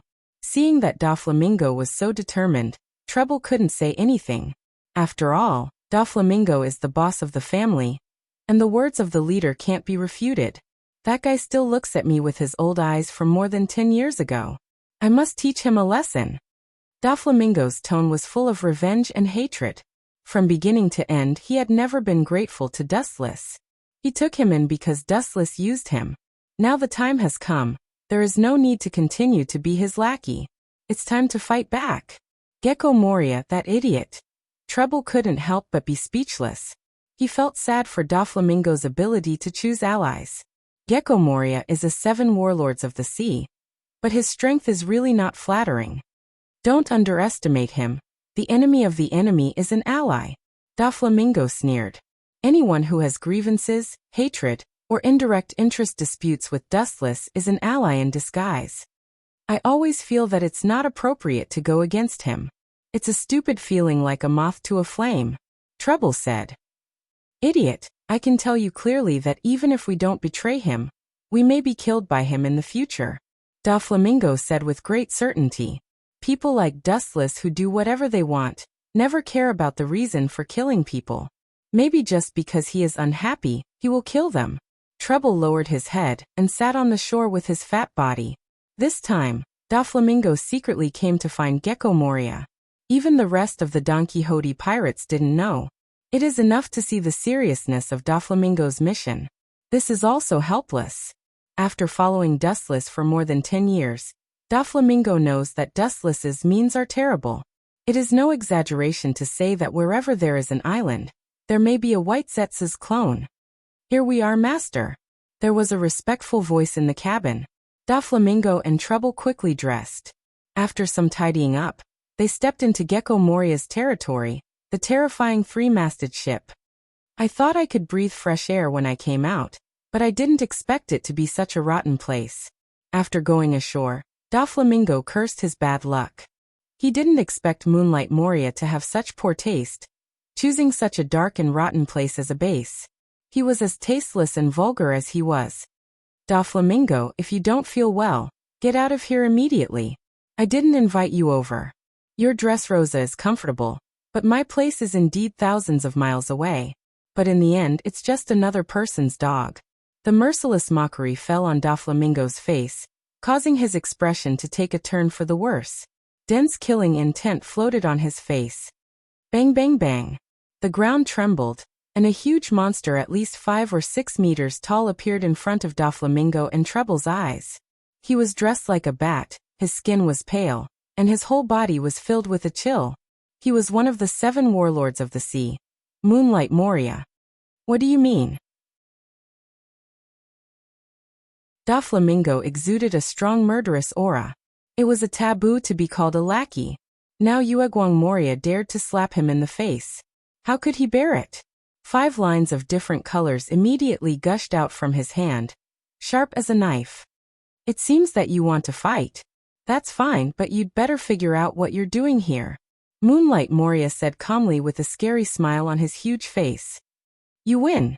After thinking about it, Doflamingo chose to stop.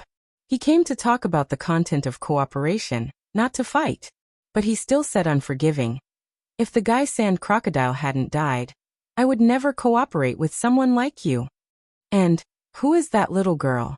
The content of our cooperation is only known to the 2 of us. Staring at the pink-haired girl behind Moonlight Moria with murderous intent, Doflamingo said unkindly, she's harmless. Kill her as soon as possible. Only the 2 of us know? Then what's the matter with the fat man behind you?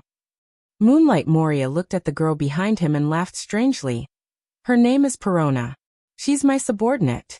This is my territory. What's wrong with bringing my subordinates here? A lump. Treble was furious when he heard the words and glared at Moonlight Moria. His small eyes hidden in the crevices of his flesh were spewing flames.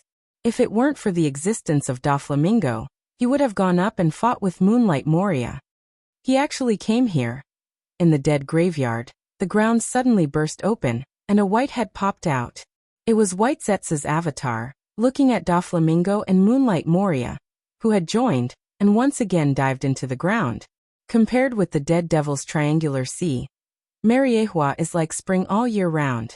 His courage is not small. He carefully bowed his head for more than 10 years, but in the end he chose to die. White Zetsu reported the information to Dustless for the first time. No matter how I look at it, it doesn't seem like a coincidence. The corners of Wu Chen's mouth opened slightly as he muttered to himself. Dustless can understand the appearance of the Straw Hat Pirates in the Devil's Triangular Sea, but Doflamingo obviously has bad intentions. If he remembers correctly, Bartholomew Kuma also went to Moria's territory. It's difficult for Dustless to treat this as an accident because these people are all his enemies, whether it's Ursa, the Straw Hat Pirates, Moonlight Moria, or Doflamingo. These people have grievances with Dustless. It's difficult to make Dustless not think too much.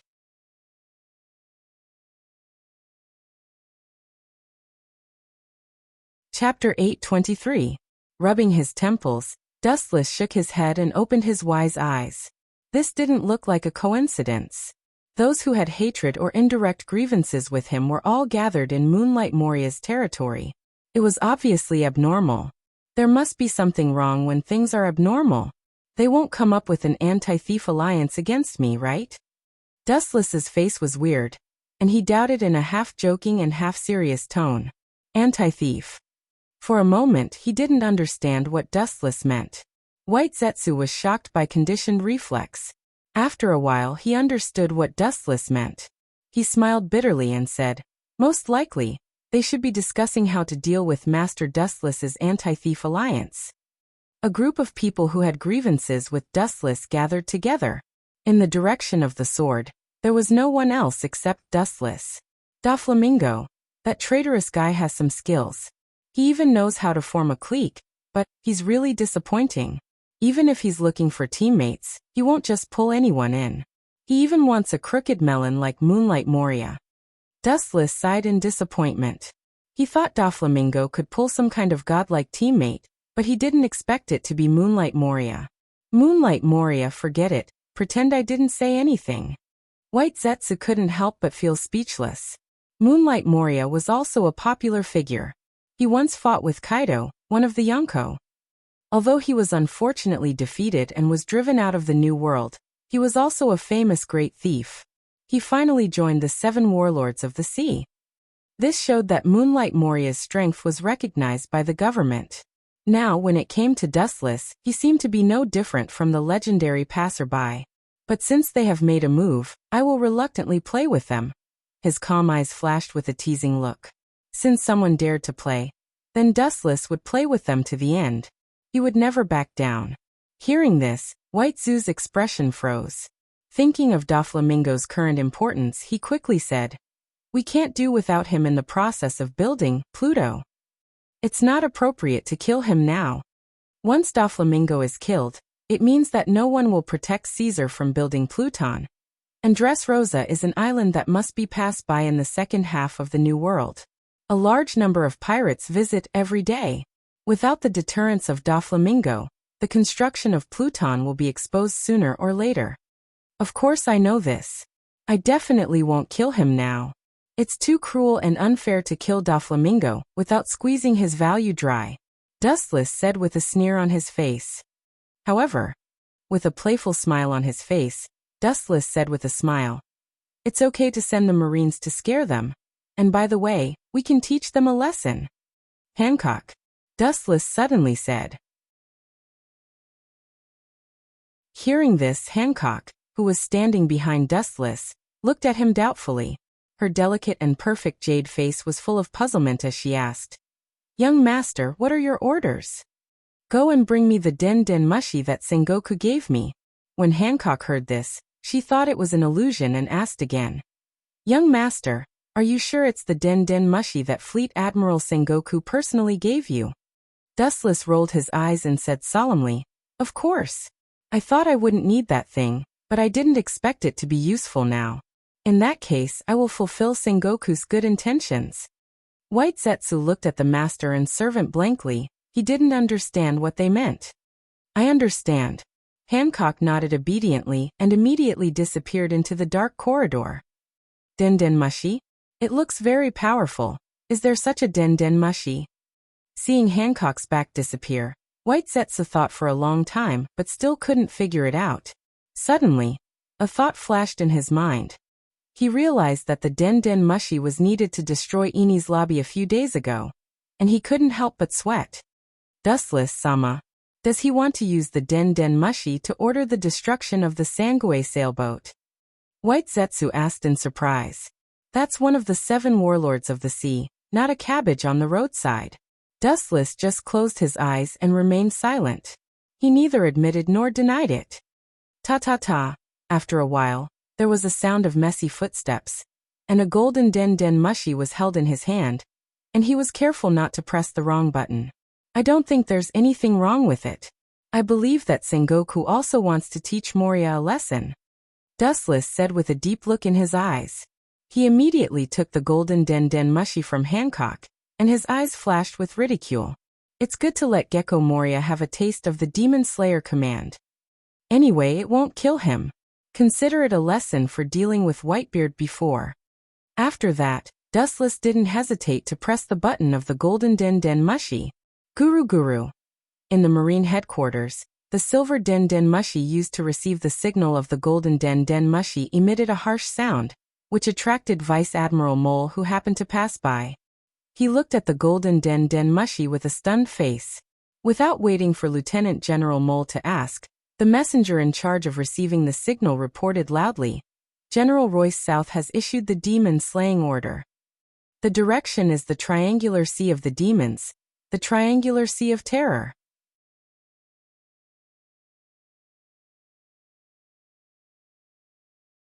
Chapter 824.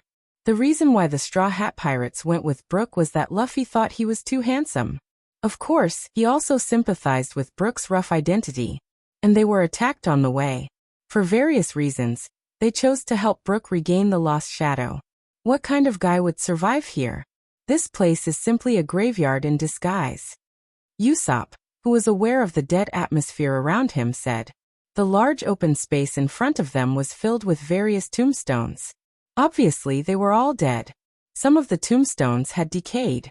Obviously, The people who rested here had been dead for many years. This place doesn't seem right, Robin also said with a depressed expression. She was keenly smelling that something was wrong. She always felt that there were countless eyes looking at them, which was very strange. Ka ka ka.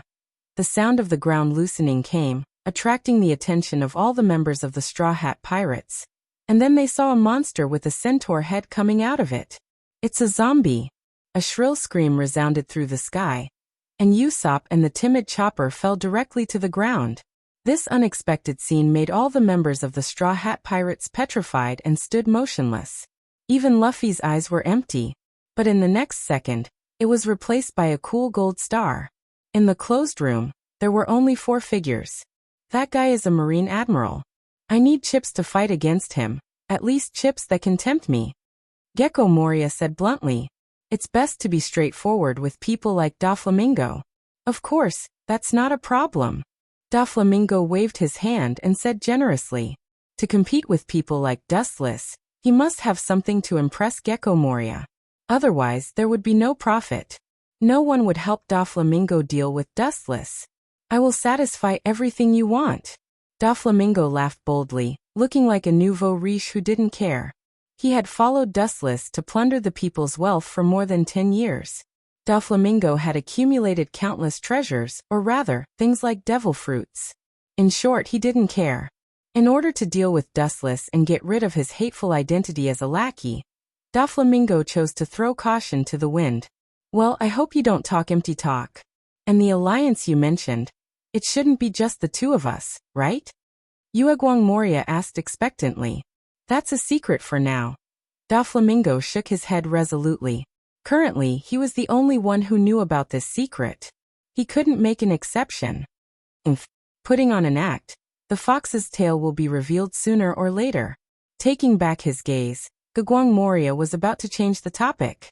He was eager to know about Dustless's past.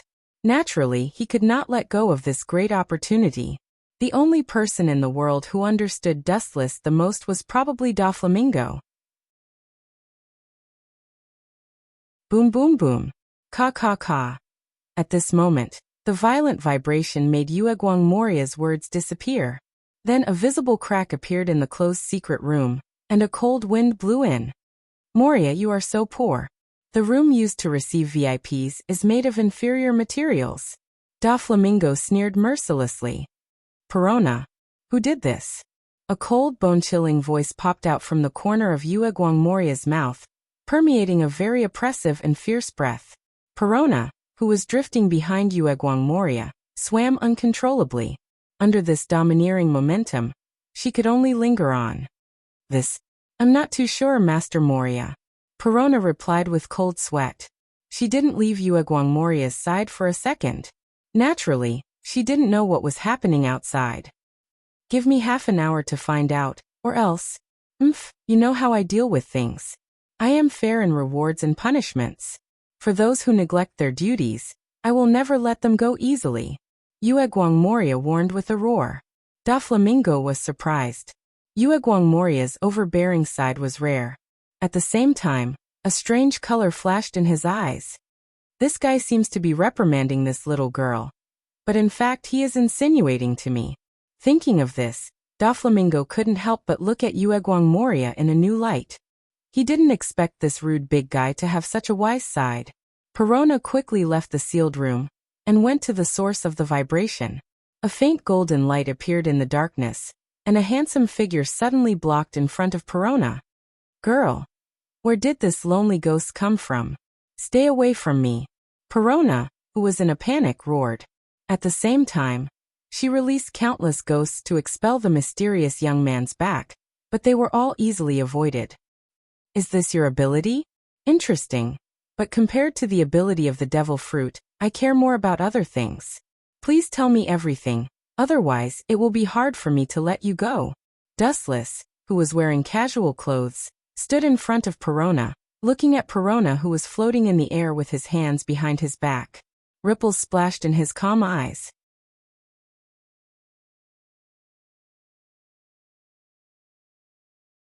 Chapter 825. The appearance of Dustless scared Perona. She usually calls herself a ghost, but now she understands what a real ghost is. There is no breath, just like a standing dead person. If it wasn't for Dustless to remind her, maybe Perona wouldn't be aware of the existence of Dustless. Who are you? Suppressing the strong uneasiness in her heart, Perona asked with a trembling voice after her soft breasts had calmed down. Her tone was still full of fear. Although she did not know the person in front of her, the invisible oppression and majesty that came out of him made Perona not dare to breathe loudly. This unprecedented oppression penetrates deep into her limbs and soul. Perona wanted to resist, but she couldn't wave her hostile hands to Dustless.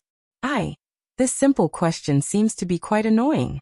Dustless raised his eyebrows slightly and immediately shook his head and said, I am the Marine Admiral that Doflamingo and Gecko Moria talked about. Well, tell me the general content of what they said. I'm really looking forward to how ridiculous the performance of these two insects will be. After saying that, not only was Perona not afraid, she even heaved a sigh of relief. As we all know, Shichibukai is the existence recognized by the world government, so they are also allies with the Marine, and so are the subordinates of Shichibukai. I like women who are sensible. Shichibukai's subordinates, I am not their opponent? It's best not to have such a ridiculous idea. Dustless said as he saw the panic in Perona's eyes return to calmness. After that he also released a piercing killing intent. In a trance, you can hear the screams of ghosts and howls of wolves, which is chilling. You are an admiral of the Marine. Please don't say anything, it will hurt the prestige of the Marine. Perona stared at Dustless's cold face, and there was a flash of fear in her eyes. The opponent was a Marine admiral, and she really couldn't resist. Say something? Your idea is unexpected. How should I say, unexpected ignorance? Dustless couldn't help but feel speechless. The Marine has done this kind of thing a lot. And even more despicable things than this. Well, don't force me to do it, be sensible. The impatient Dustless accentuated his tone, and there was a touch of coldness in his words. You, Perona, floating in the air, had a flash of struggle in her eyes.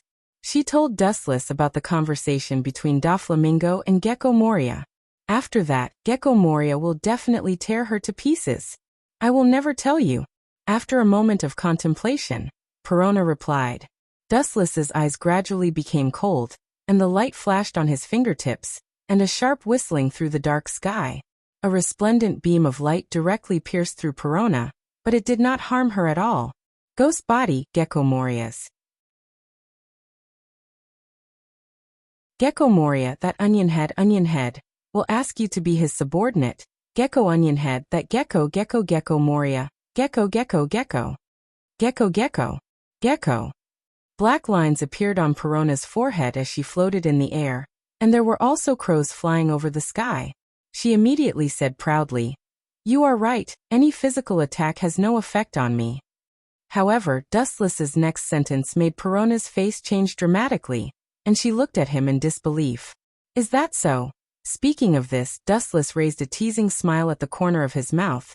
Your state should belong to the out-of-body state, but the biggest weakness is that your body can't move because of the out-of-body state. If I attack your body now. Hearing this, Perona's heart was cold, and her whole body was cold. She looked at Dustless incredulously, gritted her teeth and said, You actually recognized my fruit ability at a glance? You also understood my weakness in an instant. I gave you a chance before, but you gave it up yourself. Observation hockey spread like water ripples, taking in the movements of the entire castle into his eyes. Dustless swept straight to Perona's room. Bastard, who told you to run? Come back quickly. Perona hurriedly followed in horror, trembling with fear. As Dustless said, in the out-of-body state, her body is restricted and can't move. Even a weak human being can easily kill her. What's more, this opponent is a Marine admiral.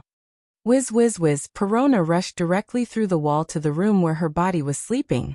Because she was a soul, she could ignore the existence of the wall and pass through the wall at will. Fortunately, I arrived in time.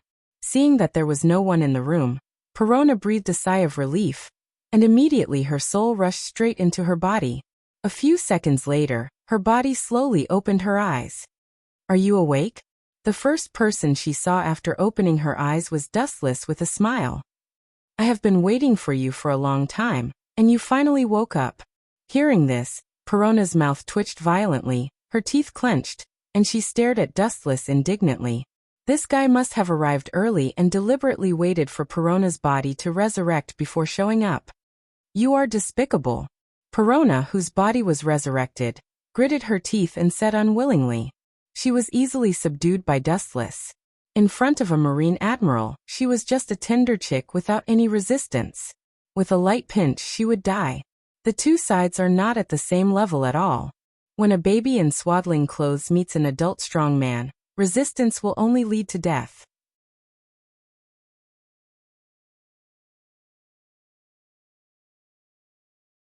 Chapter 826. Perona's face was dark, and her pretty face lost its former luster. It was bleak or desperate. Between Dustless and Gecko Moria, she had no other way to go. She could only choose one and offend the other. Don't kill my patience. In fact, I can directly extract your memory, but my skill is not very good, so a little mistake may turn you into an idiot. Dustless said in a half-joking, half-serious tone, full of threat. Damn it. Perona clenched her silver teeth, and her eyes kept flashing. Facing the unfathomable Marine Admiral in front of her, she was just a lonely boat in the vast ocean, and she may be swallowed at any time without leaving any residue. It seems that you really want to become an idiot. The cold palm of his hand touched Perona's face, and immediately climbed up, and fell on the top of her head. A mysterious force overflowed from Dustless's palm. Perona was numb all over, and she trembled uncontrollably as if she had gone mad. Dustless gave her much more fear and oppression than Gecko Moria. Goodbye. His sight turned into Rinnegan Sharingan, and the devouring power in his palm was even stronger. When he was about to forcibly extract Perona's memory, her slightly sobbing voice entered his ears. I agree to your condition, Perona said while gnashing her teeth and glaring at Wu Qin fiercely. Dustless's face was unchanged, and there was endless coldness. Obviously, tears were useless to this hard-hearted man, and it was difficult to even affect him. But I have a condition. Perona looked at Dustless nervously, and her eyes were pleading. You want to talk to me about conditions? Frowning, Dustless sneered in his heart. When he was about to refuse coldly, he saw Perona's nervous and pleading eyes. His tone couldn't help but stagnate. It seems that I still can't easily cut off the 7 emotions and 6 desires. With a sigh in his heart, Dustless's cold eyes also changed subtly. He didn't feel as indifferent as before, and he finally had a little more human touch. Why don't you tell me? However, you better not have any illusions. I can change my mind at any time, or even go back on my word and reject you. His indifferent face loosened, revealing a hint of warmth. His tone had a rare hint of gentleness. This? Perona's eyes flashed with hesitation, as if she was hesitating whether to speak or not. In her opinion, Dustless would probably laugh at her ruthlessly, and then coldly refuse her.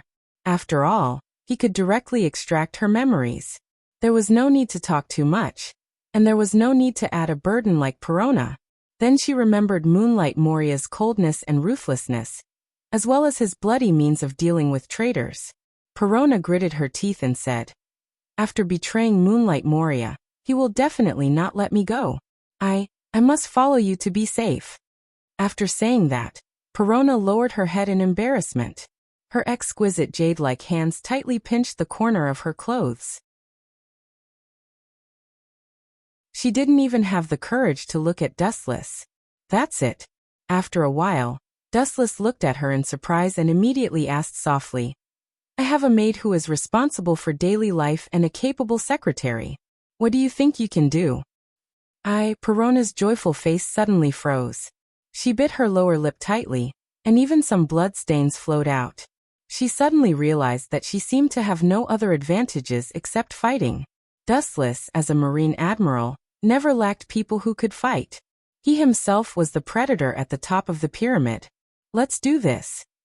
Lowering his voice, Dustless stared at Perona and licked the dry and cracked corners of his mouth. I still lack a maid to massage my legs and shoulders. This task will be handed over to you. How about it? You. These harsh words entered Perona's ears and immediately ignited her flames.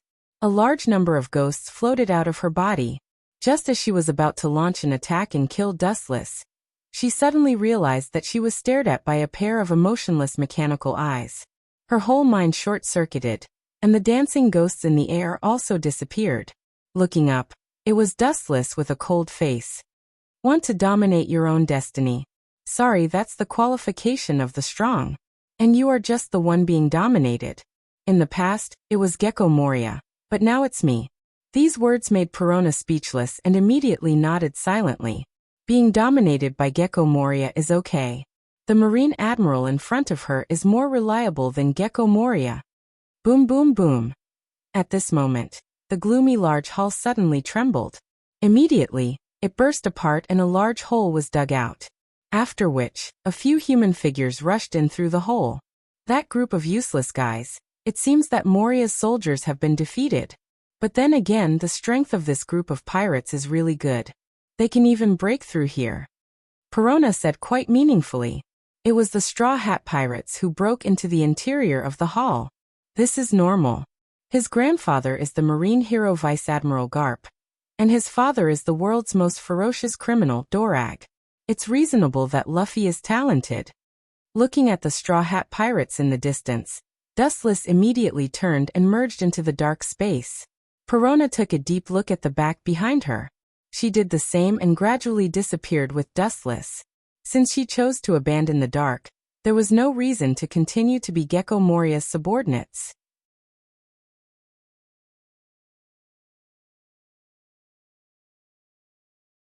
Chapter 827. In the dead secret room, Dustless was sitting leisurely on a stone chair, and Perona was standing behind him. Her face was full of dissatisfaction, and all kinds of negative emotions were clearly visible. Perona couldn't help but be angry. Dustless's requirements were too much, and his style of living was not like a Marine Admiral at all. Hey, are you kidding me?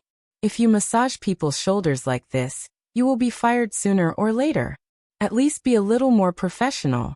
Even if your skills are bad, you have to keep an apologetic smile on your face, instead of looking like an enemy who killed your father. Aware of the strong force coming from his shoulders, Dustless couldn't help but say. Under this strong force, his body not only did not feel relaxed and happy, but it became more and more uncomfortable. I'm not going to wait. Perona angrily took away her small hands and complained. Pouting her face in anger, Perona scolded in her heart. She had never seen a person like Wu Chen who knew how to enjoy himself. The strength must be neither too heavy nor too light. It must be just right. Simply outrageous. Forget it, massage my legs. Dustless ordered with a straight face as his legs straightened. Perona heard the words and looked stiff. She heard the indifference in Dustless's tone. Even if she was unwilling, she still walked to Dustless and stretched out her soft little hand and gently hammered. Not bad. Dustless whispered and immediately closed his eyes leisurely. Time passed quickly, and after about half a month, he opened his bright eyes. What did Gecko Moria and the traitor Doflamingo talk about?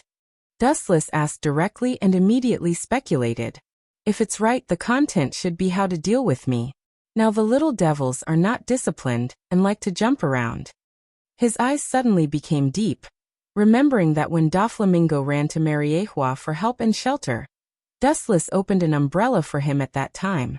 Now you don't even know how to repay the kindness, but you want to plot against him. The Alliance will deal with you together, Perona said truthfully. You? Didn't I say to call him young master? Dustless glared at Perona and said unhappily. Perona was extremely unhappy. She then looked at Dustless's cold face and nodded silently. She had no choice but to lower her head when she was under someone else's roof. Let's discuss the Alliance to deal with young master. Just the two of them? Dustless sneered. His words were full of disdain. It was difficult for him to pay attention to such a strange combination of mouse and sick cat. I heard there are others.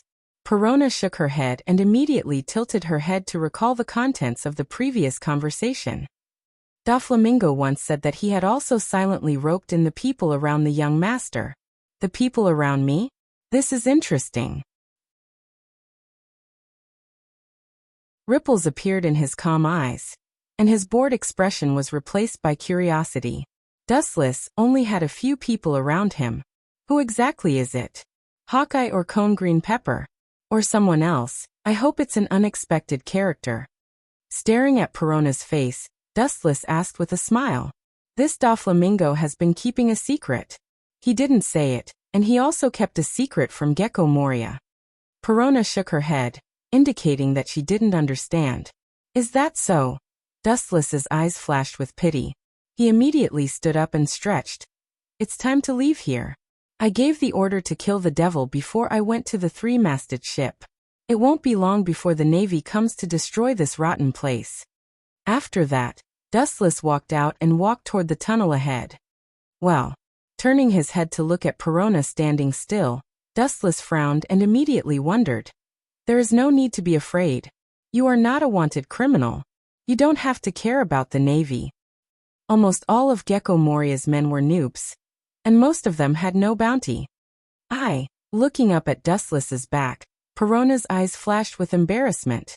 She immediately gritted her teeth and said, My shadow was taken away by Gecko Moria. I can't leave this place until I get it back.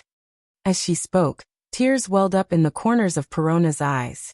Everyone wanted to live the life of their dreams. If she could, she also didn't want to live in this dark place that was neither human nor ghost. That guy is despicable enough, but his style of doing things is like this.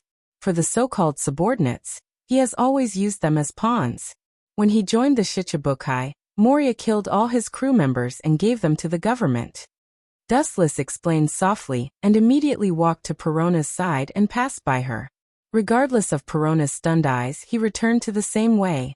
The direction was the original room where Doflamingo and Gecko Moria discussed cooperation. Master, are you going to? Hurriedly keeping up with Dustless, Perona asked anxiously. Are you going to get caught? Gecko Moria is very strong. He is one of the Shichibukai. The tone revealed deep fear and helplessness towards Gecko Moria. This world pays attention to the law of the jungle. The weak are prey to the strong, and the weak are destined to be dominated by predatory animals higher in the food chain. So what? Without stopping, Dustless glanced at Perona and said as he walked. He is one of the Shichibukai, and I am also a marine admiral. Why should I be afraid of a sea thief? The shadow that was taken away by him can be taken back again. Perona nodded like a chicken pecking rice and resolutely chased after Dustless's back.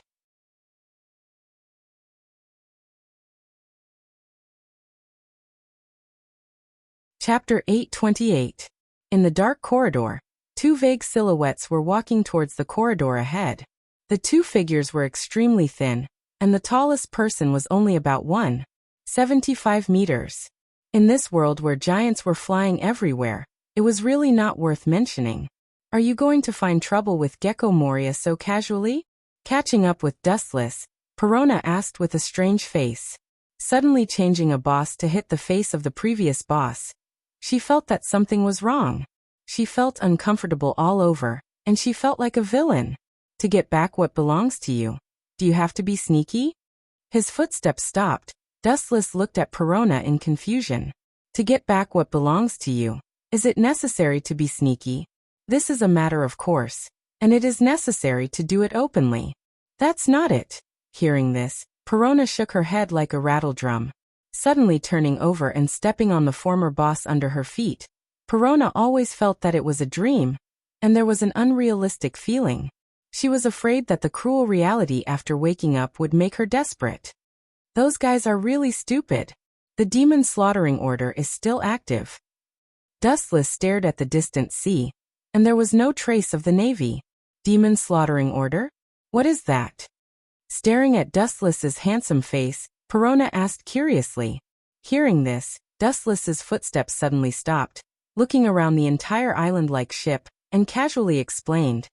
It's nothing, just completely burn this big ship that looks unsightly. At the same time, Doflamingo also left the terrifying three-masted ship, and left quietly in a submarine. He thought that no one would notice, but in fact his every move was clearly seen by Dustless. I have contacted all the people who should be contacted. I hope Gecko Moria will not disappoint. Inside the submarine, Doflamingo was lying comfortably on the sofa with his legs crossed leisurely. He hummed an unknown tune as if victory was within his grasp. Hearing this, Treble, the second in command of the Don Quixote pirates, shook his head with a wry smile and couldn't help but advise. Even if you can hold Royce South's people, including his men, don't forget that he still has an ancient weapon like Pluton. Treble's tone was filled with hidden bitterness as he pointed the spearhead at Doflamingo. Back then, it was this guy who had contributed Pluto's blueprint to Dustless in order to survive. This was a blatant aid to the enemy. Nether King? Humph. Doflamingo sneered and said proudly, "Don't forget that the Netherworld King's current construction base is Dressrosa. Once it's completed, I'll rob him." Doflamingo's eyes were full of fanaticism. It seemed that he could already imagine the scene of controlling Pluton, sweeping the New World, and trampling on the Yonko, for emperors. Even his hands and feet were waving uncontrollably. The pavilion closest to the water enjoys the moonlight first. Pluton is being built in Dressrosa. Once it's completed, the first person to get him will be Doflamingo. Treble saw this and couldn't say much. After all, in the Don Quixote pirates, Doflamingo still has the final say. Caesar, that bastard, I must tear him to pieces. Thinking of Caesar, Doflamingo's eyes spat fire, and the bloodthirsty murderous aura all over his body began to go berserk. That guy often relied on Dustless's high opinion of him to order Doflamingo around. Just thinking about it made him gnash his teeth in anger. Being ordered around by an ant had deeply wounded Doflamingo's self-esteem, leaving an unerasable shadow in his heart. Bang bang bang. In the cold dark corridor, a 6 or 7 meter tall figure swayed left and right. Every time this mysterious creature took a step, the ground would vibrate. That group of useless wastes, they can't even clean up a few small fish, and made me lose face. Gecko Moria's face was black. He had just discussed the terms of cooperation with Doflamingo. As a result, his room was suddenly demolished. It was self-evident how depressed he was. Most pirates attach great importance to face. "Hey, you dare to come back?" Looking straight ahead, looking at Perona who suddenly flashed, Gecko Moria said angrily, "It's all because of your group of incompetent subordinates that I lost face today and lost my bargaining chip in front of Doflamingo." However, Perona remained calm and looked as if it had nothing to do with her. "From now on, I am no longer your subordinate. Give me back my shadow." Perona stared at Gecko Moria and said coldly. Hearing this, Gecko Moria seemed to have heard the funniest joke in the world and said contemptuously, "Do you think you can still be scared after getting on my ship? In your dreams." Immediately he turned and stared at Perona. Gecko Moria's tone was full of sarcasm. "Of course, if you can beat me, I can set you free. If not, shut up and work for me." Hearing this, Perona gritted her teeth and stared at Gecko Moria. She guessed that Gecko Moria would imprison her and live on this dark island forever. She can't, but can I do it?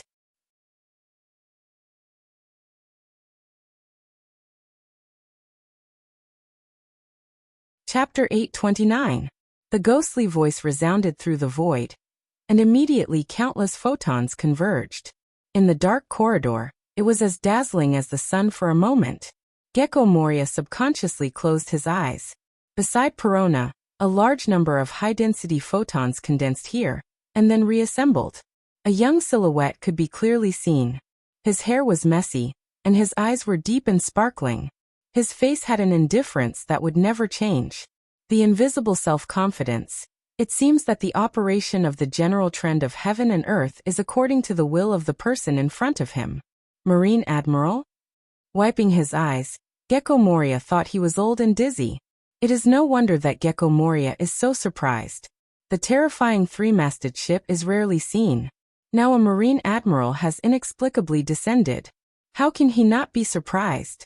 Immediately thinking of the words just now, his proud face solidified, his face turned gloomy, and he stared at Perona with a gloomy face. He almost vomited blood in his heart. No wonder she dares to be so bold. It turns out that she has hooked up with a Marine Admiral. Perona is my subordinate. Your Excellency must fight for her. She is just an ant. Gecko Moria smiled at her. In the end, he almost gnashed his teeth and roared. The hysterical roar scared Perona, and she quickly hid behind Dustless. She was sure that if Dustless abandoned her, he would definitely be torn to pieces by the angry Gecko Moria. Any pirate hates traitors. Her hands instinctively grasped Dustless's arm. Perona knew that at this moment, Dustless was her only life-saving straw. If she was abandoned, she would only step into hell. There is no need to worry. Dustless gave her a comforting look, indicating that she did not need to be afraid. Perona nodded timidly, but still hid behind Dustless, looking at Gecko Moria in fear. The strength of her grip on Dustless did not lessen, but became tighter and tighter. Dustless could not help but be speechless. In all fairness, he did not feel that Moonlight Moria was terrifying. He was just an ordinary member of thousands of beings. There was nothing special about him. Perona is my subordinate. Please don't meddle in other people's business. Presumably, Fleet Admiral Sengoku and Gorosei, 5 Elder Stars, don't want a gap between Shichibukai and Marine. Soon the Marine headquarters and Shichibukai will need to join forces to deal with Whitebeard. Yu Guang Moria said solemnly, with a hint of warning in his words. Are you threatening me? Dustless narrowed his eyes into crescents. Only those who knew him well would know that the current Dustless was several times more dangerous than usual. His entire body was filled with an ominous and dangerous aura. This has nothing to do with threats. It's a fact. Yu Guang Moria still refused to give in. Everything had a bottom line. Dustless took away his subordinate so casually. If he did not even dare to say a word, he would definitely become the laughingstock of the world in the future, and his reputation would be ruined. I thought you would use your brain to do things, but now it seems that I am naive. I overestimated your IQ. With a thick sneer on his face, Dustless taunted. From beginning to end, you have made a mistake. To deal with Whitebeard, in fact, people of your level can't play a role at all. Sengoku painstakingly tried to win you over to deal with Whitebeard, but it's just to raise the momentum of Marine. Do you really think you can challenge Whitebeard with your level? Don't dream. Someone like Yu Guang Moria can barely deal with the captain of the Whitebeard pirates. Fighting Whitebeard head-on is like a moth to a flame. Are you looking down on me? Glaring at Dustless, Yu Guang Moria clenched his fists tightly, and his eyes were about to burst out. His tone was full of killing intent. I don't want to fight with you, but it doesn't mean that I am afraid of you. I am not a coward like Blackbeard. Don't push your luck.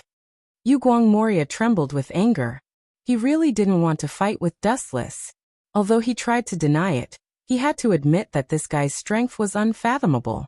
If he tried to challenge him, he might be doomed. But Dustless was too arrogant. Not to mention snatching away his subordinates for the time being. They also ridiculed him again and again.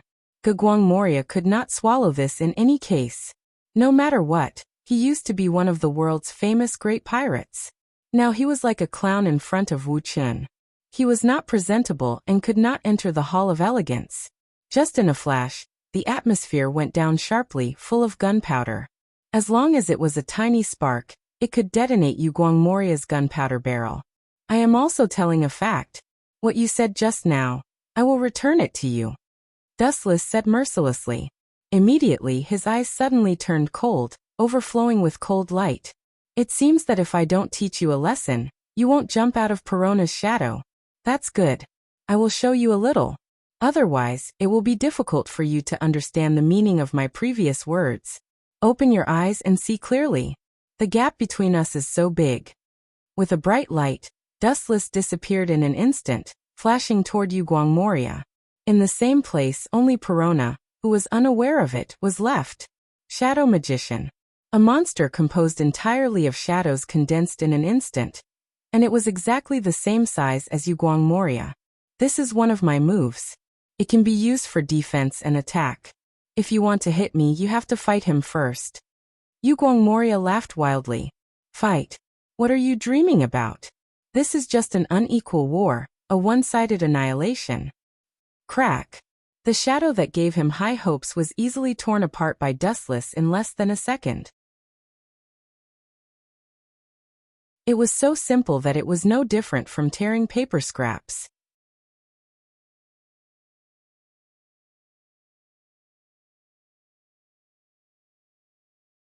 Chapter 830.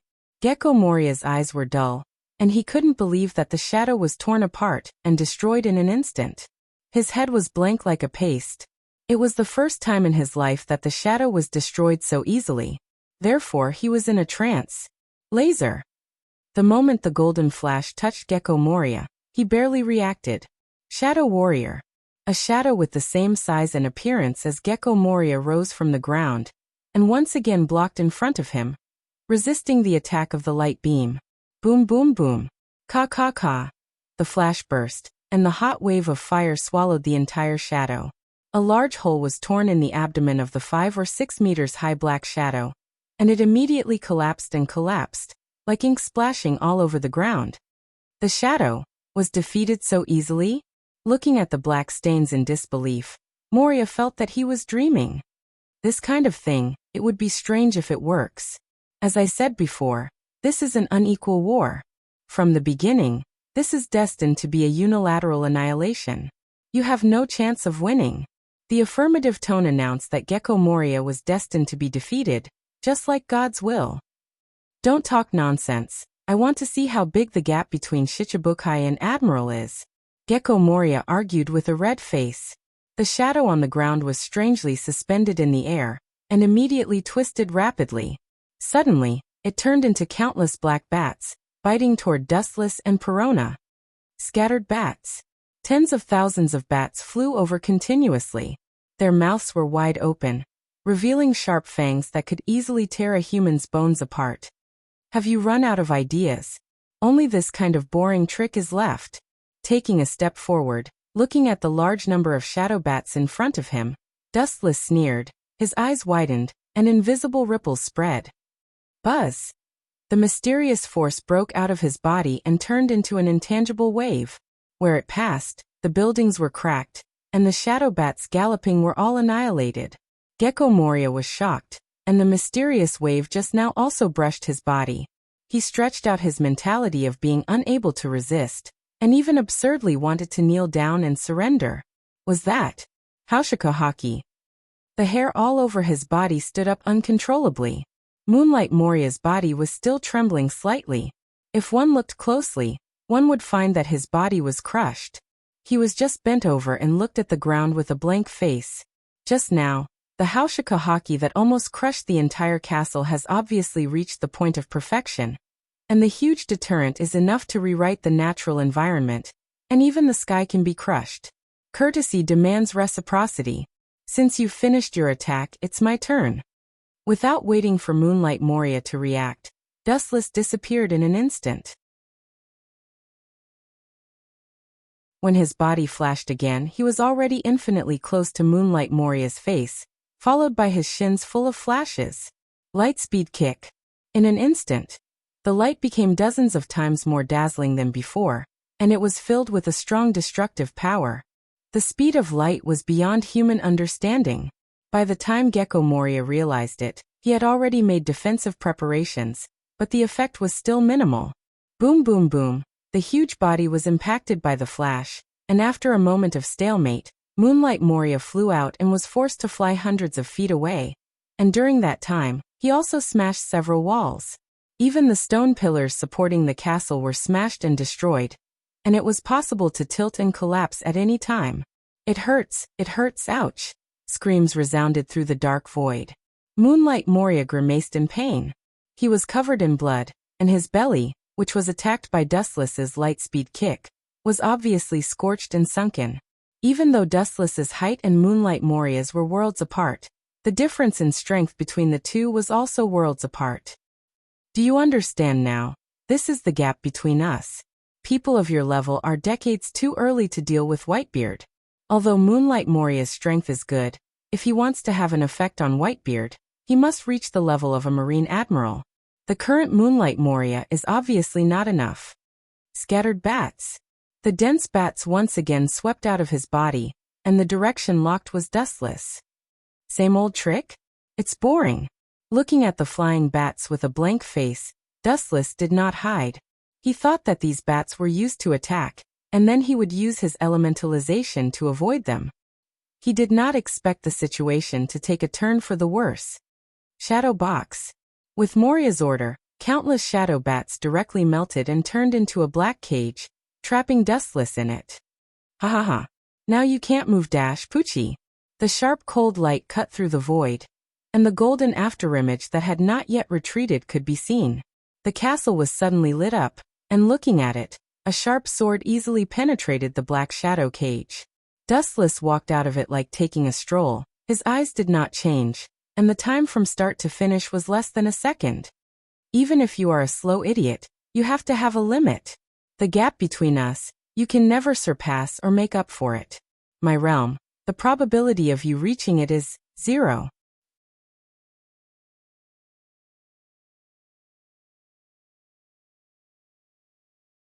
Chapter 831. Looking at Dustless's thin body, Gecko Moria raised his hands and fell to the ground again. Gecko Moria looked cold, and a sense of powerlessness rose in his heart. This powerlessness and fragility deep in his soul almost made him unable to raise his hands to resist the enemy. After a short fight, the result almost made Gecko Moria vomit blood and collapse. The two sides were not at the same level at all, and there was a dimensional gap. His face was all squeezed together, and Gecko Moria looked unwilling, locked on Perona, who was grinning, and the flame index in his heart was rising. He can admit that he lost to Dustless. Anyway, there are many pirates caught by him in the New World, and it is normal to lose to a marine admiral. In the world, I am afraid that only the legendary Yonko for emperors has this ability. Don't be proud. Glaring gloomily at Perona, Gecko Moria's low tone was crazy, and you can hear the meaning of a fight. Moria, don't ask for trouble, hand over Perona's shadow. Sweeping the struggle in Gecko Moria's eyes, Dustless sighed and shook his head. If you really make me angry, it's not as simple as skin trauma. Gecko Moria was bruised all over, but it was still skin trauma, and it didn't hurt his ribs or internal organs. As a member of the 7 warlords of the sea, Dustless still chose to take special care of him. If it was any other pirate, they might have died long ago. Then should I thank you for not killing me? Hearing this, Gecko Moria's eyes were burning, and he immediately gnashed his teeth and screamed. Of course. Dustless said with his eyes as calm as water. If he really wanted to kill Gecko Moria, this guy would have died long ago. With a change of topic, Wu Chen's tone was obviously cold. However, this special care also has a time limit. If you miss it, it's as difficult as ascending to heaven to look back. Hearing this, Gagwang Moria's expression stiffened, and his clenched fists trembled. After glaring fiercely at Perona, his tone was full of sarcasm and disdain. Do you only know how to hide behind others? If you have the guts, come out and fight me fair and square. These fierce words were obviously meant to provoke him. Unfortunately, he was destined to be disappointed. Not only did Perona not fall into the trap, but she also made a grimace at Moonlight Moria. The look of a villain intoxicated with success was quite funny. Bastard, just you wait. Seeing this scene, Moonlight Moria was so angry that he vomited blood. Half an hour ago, he was still trembling in fear. Half an hour later, he dared to ride on his head and look at his face openly. The depression in his heart was self-evident. Moria! A sharp roar came from the ground below. Looking down, it was the members of the Straw Hat Pirates and the particularly conspicuous skeleton man, Brooke. Obviously, the Straw Hats had experienced a big battle, and there were obvious scars all over their bodies. That group of useless trash. Moonlight Moria's face was livid. He suddenly realized that his ability to select his subordinates was indeed not very good. Except for the traitor, it looked like the other members had all been trampled by the Straw Hats. It's a little early for you to come here for the time being. It's more appropriate to go back a little. Lifting his right foot gently, a large number of photons lingered on it, revealing the sharpness and destructive power. Far more powerful than the attack on Moonlight Moria just now. Even because of the excessive shine, it was as dazzling as the sun. The scorching and dazzling flash could burn human eyes at a glance. Light speed kick. The flash poured down, leaving an afterimage in the void, and went straight to the Straw Hat Pirates on the ground. The unexpected flash was extremely fast, and hit the ground almost instantly. A huge flame slowly rose into the air. Boom boom boom. The harsh roar resounded throughout the terrifying three-masted ship, and the fire in the night was particularly bright, giving clear guidance to the Marines in the distance because of the devil-slaying order. A large deep pit appeared on the scorched ground, and everyone in the Straw Hat Pirates was deeply trapped in it. Their bodies were severely burned, and everyone's consciousness was temporarily fainted. Only Zoro, Sanji, and Luffy were fine. Their willpower was extremely strong, and they barely supported their bodies to stand up. They couldn't help but raise their heads sadly. Just now, they didn't even see who the enemy was, and they were attacked by this terrifying attack. I'm asking you for the last time, hand over Perona's shadow. Don't make me repeat this sentence, or next time your head will be moved, Moria. With a murderous tone, he was obviously not joking. The Moonlight Moria's face twitched. In his life, this day seemed to be the most tragic day. His subordinates betrayed him, and his ship was attacked by a group of fleas. Except for Perona, his subordinates were completely wiped out, and he was attacked by the Straw Hat Pirates one after another. And now he was being threatened by this Marine Admiral. You are ruthless. Moonlight Moria finally chose to let go of Perona's shadow. The only end for him to go against Dustless is death. He can only bury this unforgettable hatred deep in his heart. When he meets Doflamingo in the future, this blood feud will be repaid with interest, and it will be impossible for him to forget it. A black shadow swept out of Moonlight Moria's body and went straight to Perona.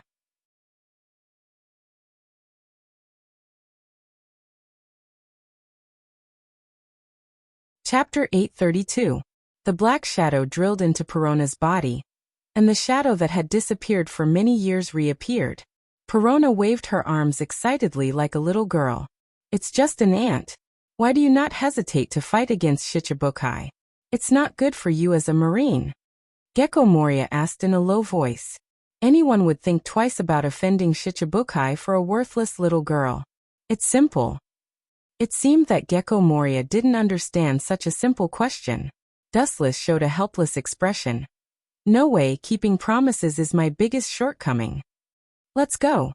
Immediately, regardless of Yu Guang Moria's astonished eyes, Dustless leisurely turned around and simply ignored his existence and left.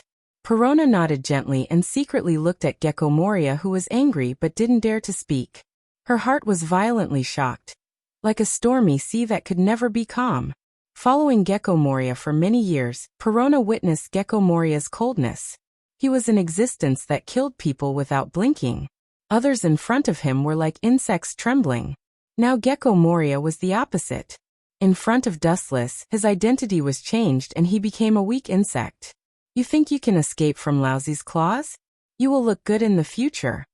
Looking at Wu Chen's back, even though he was close at hand, in Moonlight Moria's eyes, he was too far away to catch up.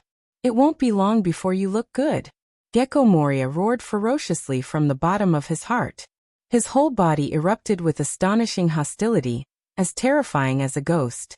At first, he hesitated whether to cooperate with Doflamingo to deal with Dustless, but now it seems imperative.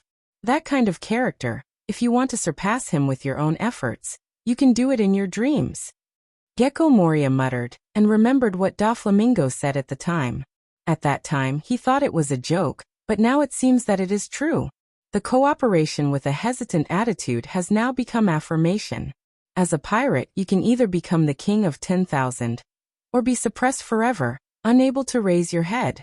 Apart from these two roads, there is no other way to go. Why don't you kill him?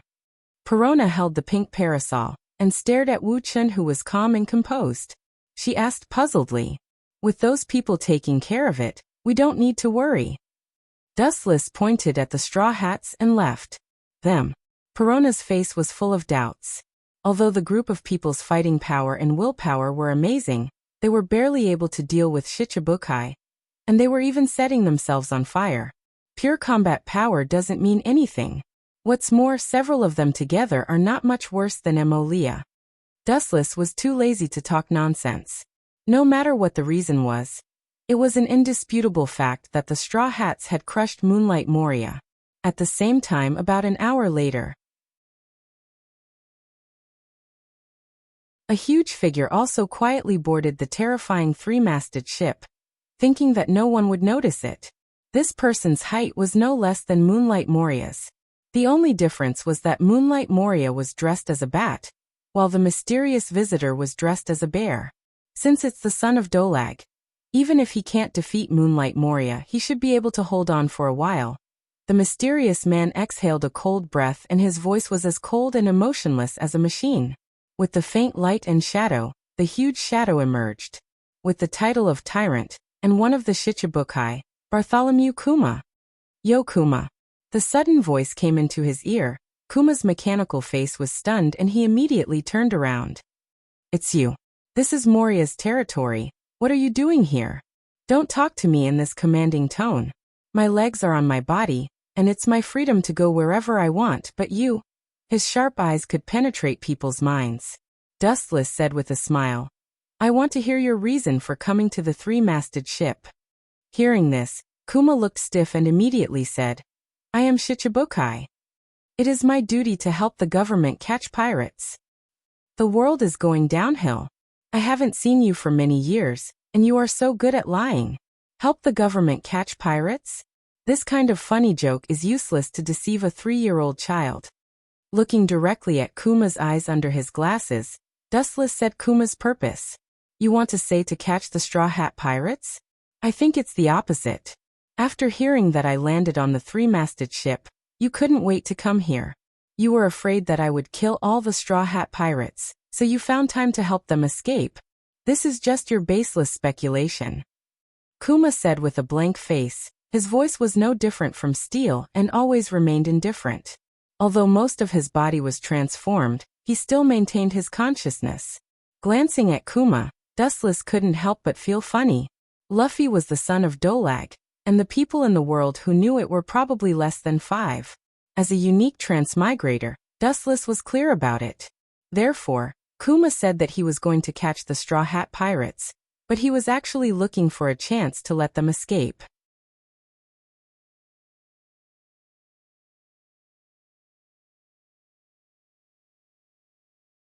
Chapter 833. In Bear's serious eyes, Dustless's guess was just baseless. There was no evidence. To put it bluntly, it was just nonsense. Do you think all this is a coincidence?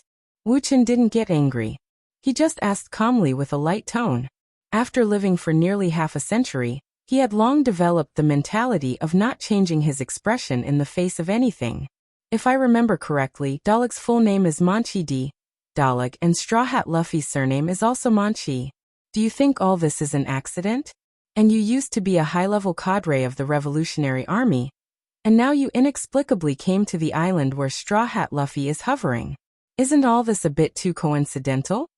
Looking deeply at the tyrant bear whose expression didn't change, Wuchen said earnestly. His lowered tone obviously meant something. How could this guy know this? Even though the whole person's face is still unchanged, Tyrant Bear's heart is actually in a stormy situation. Dustless is not only right, but he even knows some things better than him. Even though most of its body had been transformed into a machine, Tyrant Bear was still sweating coldly at this moment, and its whole body was cold. It gave him an illusion that Wuchen in the past was also a high-level member of the Revolutionary Army. Like I said before, these are all your personal conjectures. Sorry, sometimes some things are so coincidental. Don't make wild guesses. I just came here to catch Straw Hat. As for whether he can escape or not, it depends on Straw Hat's ability. Tyrant Bear is also a big pirate who has lived for decades, so he quickly calmed down. His voice is still unchanged, and his tone is always the same as before. You're really stubborn. But it doesn't matter. Anyway, it has nothing to do with me. Wuchen said casually as if it had nothing to do with him. Bear, maybe you don't know one thing. Dustless's serious face suddenly changed, and he said to Bear with a smile, Before coming, I unfortunately met a group of Straw Hat pirates and almost killed them. After that, Dustless watched Bear's every move. Although Bear hit it very cleverly, Dustless clearly saw that his fist suddenly loosened. Is that all you want to say? Bear pretended to be calm and asked. The corner of his mouth twitched, but Wuchen saw it clearly. Of course not. Moria was gnashing his teeth against Straw Hat pirates, and you know the consequences. Wuchen glanced at Xiong-yi and said carelessly, There's one more thing. In this world, there are always some people who don't know their own limits. They like to do all kinds of stupid things that make people laugh. Moreover, they always think that they're the final winner. Don't you think this kind of people is ridiculous? I'm not interested in answering your questions, goodbye. Tyrant Bear passed by Dustless. He naturally knew that Dustless's words were insinuating, mocking himself, including those who tried to challenge Dustless. You have to hurry up, before I came. I gave the Marine an order to kill the devil. It won't be long before Gecko Moria's home. I'm afraid it will become a pile of fire. Boom!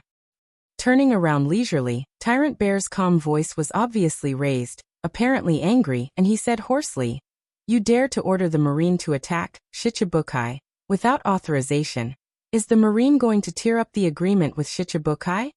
This is just for Gecko Moria. What's more, it's not you. Now your identity is just a research material for the government.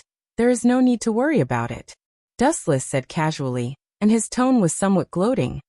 This is his own fault. A while ago, when he was dealing with Whitebeard Gecko Moria, he ran away at the critical time. This is just the punishment given to him by the Marine. It's obviously just your personal malicious revenge. How dare you drag the Marine's head? Taking a deep look at Dustless, Bear turned and left. At this moment, the Marine fleet, after several turns, also found the trace of the terrible three-masted ship and galloped over. This was all because of Dustless's previous lightspeed kick, which allowed them to find the direction from this strange sea. The scale of this devil-slaughtering order fleet is obviously different from the past. Whether it was the O'Hara incident 20 years ago or the Sentinel Island incident, not long ago, it was far less than the scale of this fleet. The number of Marine battleships assembled is obviously more than 10 battleships and 5 vice-admirals. The scale has reached 20 or 30 battleships. I'm afraid the number of vice-admirals is completely more than 5. After all, the opponent this time is one of the Shichibukai. In the past, Gecko Moria also challenged 100 Beast Kaido. Even if he is unfortunately defeated, his strength is worthy of being treated with caution. I really don't know how Gecko Moria provoked that person. Mole Vice-Admiral and a group of Vice-Admirals gathered at the bow of the ship and sighed. The person who issued the task of slaughtering the Devil Slaughtering Order was Dustless. They thought that Sengoku would directly refute Dustless's order, but they didn't expect him to simply listen to it, and even order other ships to support. All the Vice-Admirals were silent. They naturally didn't understand the cause of the matter, but they were responsible for the implementation. What's more, Sengoku had already nodded in disguise. Let's do it.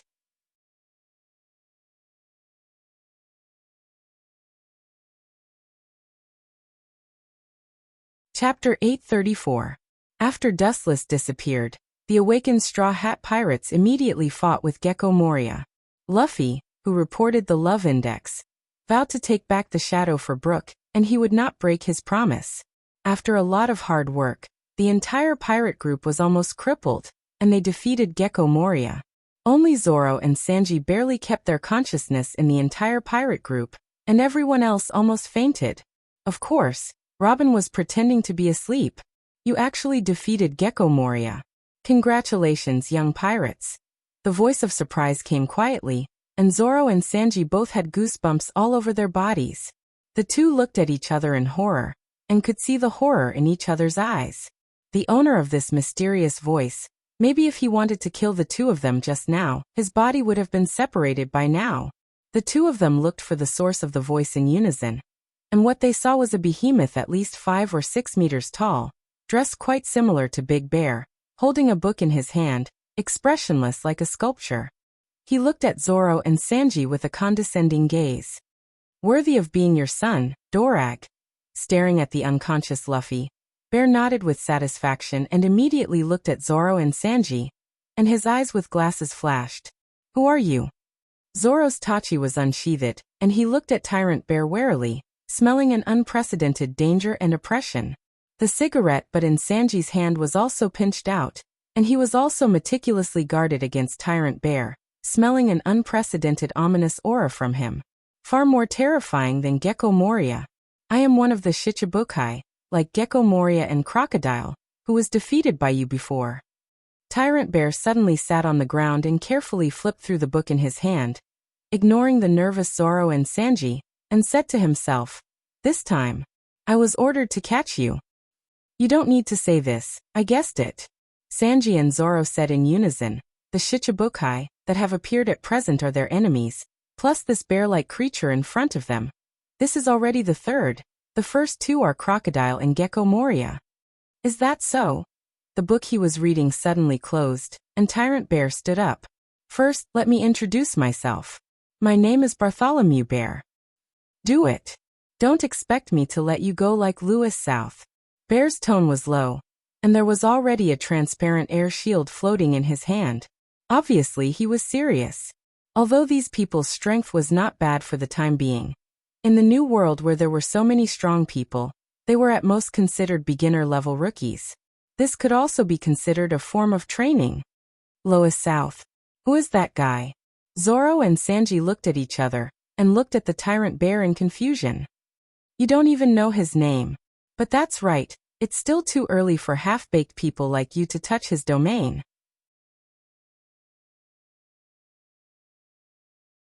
Dustless's figure floated in his eyes as Tyrant Bear explained. "The person who severely injured you was actually Royce South, but he seemed to have left the three-masted ship due to some other matters." "Why did he deliberately let us go?" Zoro and Sanji didn't understand. In their pirate group, there was no relative of Dustless. Bear's voice was surprised and he immediately said, "Deliberately let you go? Don't you understand?" Bear's tone was filled with sadness and pity, as well as undisguised sneer and contempt. "Will the giant that supports the sky be as ignorant as Littlefinger? Don't think that you are strong. In fact, you are not even qualified to fill the gaps between his teeth." He mercilessly attacked several people, and there was a deep sneer in his words. These merciless words made Zoro and Sanji clench their fists and deeply hurt their self-esteem, making the two of them stare at Tyrant Bear, full of killing intent. "You just worked so hard to kill Gecko Moria." Looking at Gecko Moria, who had fainted in the distance, Tyrant Bear pointed to him and said, "As long as that person wants to, I guess he can kill Gecko Moria in an instant." Tyrant Bear said bluntly, and immediately remembered Dustless's strange eyes. "Maybe you don't have to do it. That man's most powerful thing is not physical attack.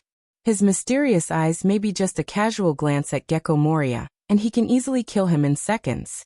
There is no need to do it at all." These words are not alarmist talk. Tyrant Bear once tasted the horror of Dustless's dojutsu. His strange abilities are almost impossible to guard against. You have seen the tip of the iceberg of Royce South before, or when he fought against you before, the power he showed was limited to the human period. Sanji frowned when he heard this and immediately mocked. "Only limited to the human period? You say that as if he is a god." Hearing this, Tyrant Bear shook his head gently and said, "I'm just making an analogy, but one thing is undeniable. He has not aged for more than 10 years, and his strength is as deep as a black hole. He is indeed a godlike enemy. The passage of time is the natural enemy of any creature. Even a strong man like Whitebeard can't escape the erosion of time. After a long time, his body will gradually age. Dustless, on the other hand, has escaped the devastation of time, and has always maintained the young appearance of 17 or 18 years old, and has not changed for more than 10 years. Don't think it's incredible. I have tasted his peerless talent."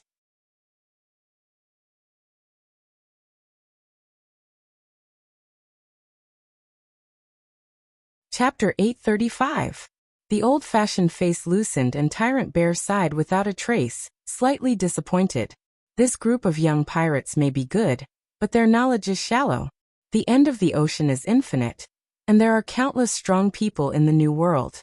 There are many Admiral-level strong people, and there are even many exaggerated top-level strong people, enough to be on par with the Yonko for emperors.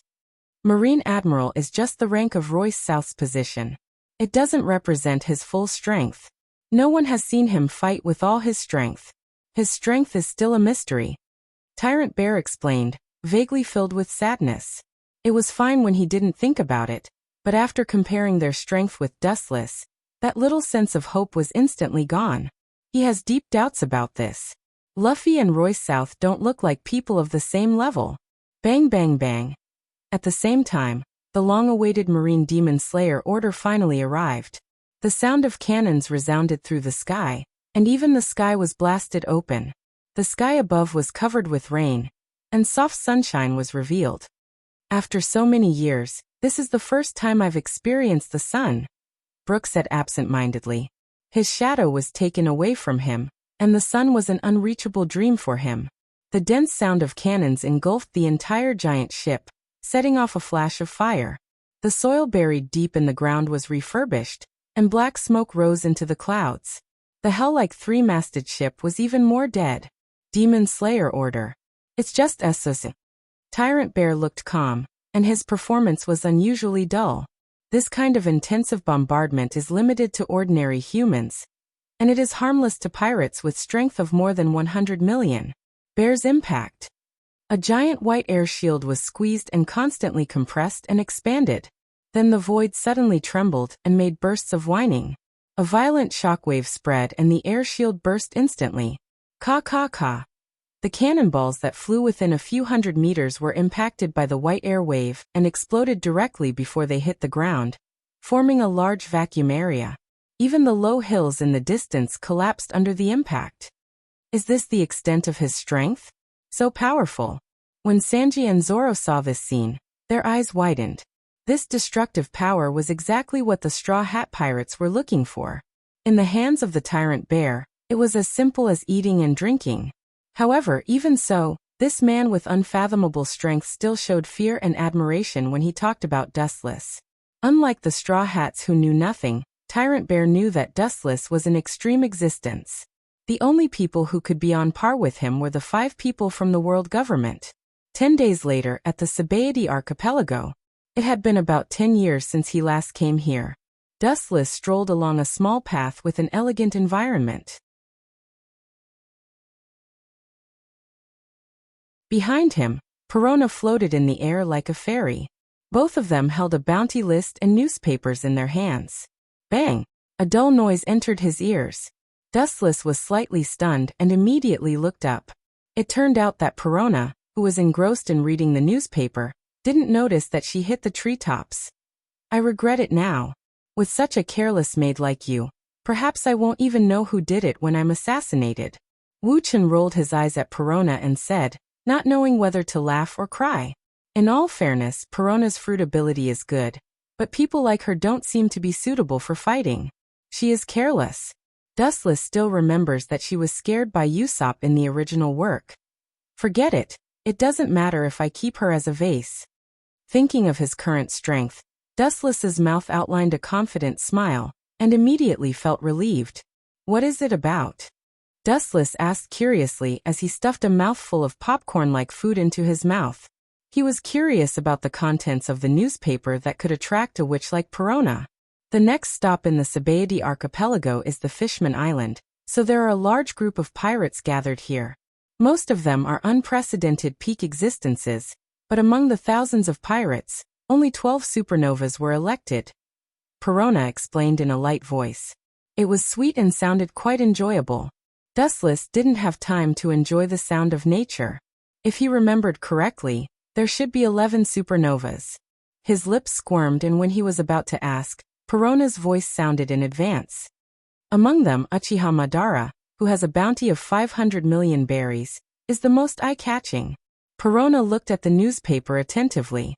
Uchiha Madara, who was full of black tubes, had cold eyes and an overbearing and unruly face. She didn't know why she had a ridiculous feeling of déjà vu. 500 million is too little. It's too one-sided and ignorant. In my opinion, it's at least 1 billion. Sengoku is underestimating him too much. Dustless looked at the series of numbers in the newspaper with disdain. A mere 500 million berries is really worthless. Uchiha Madara is far from worth this price. 1 billion? Perona's pretty face turned black. Her lips moved, looking at Dustless's face full of contempt as if he had been wronged. She couldn't help but feel entangled and speechless. You know, this character named Uchiha Madara can be said to have refreshed the history of pirates. He wants to debut and has a bounty of 1 billion berries. Do you think he is a god? one of the Yonko 4 emperors, has a bounty of 800 million berries. When talking about the Yonko 4 emperors, Perona deliberately stressed the word Yonko 4 emperors. The Yonko 4 emperors are the emperors who dominate the pirates of the world, and there are almost no characters who can tame them.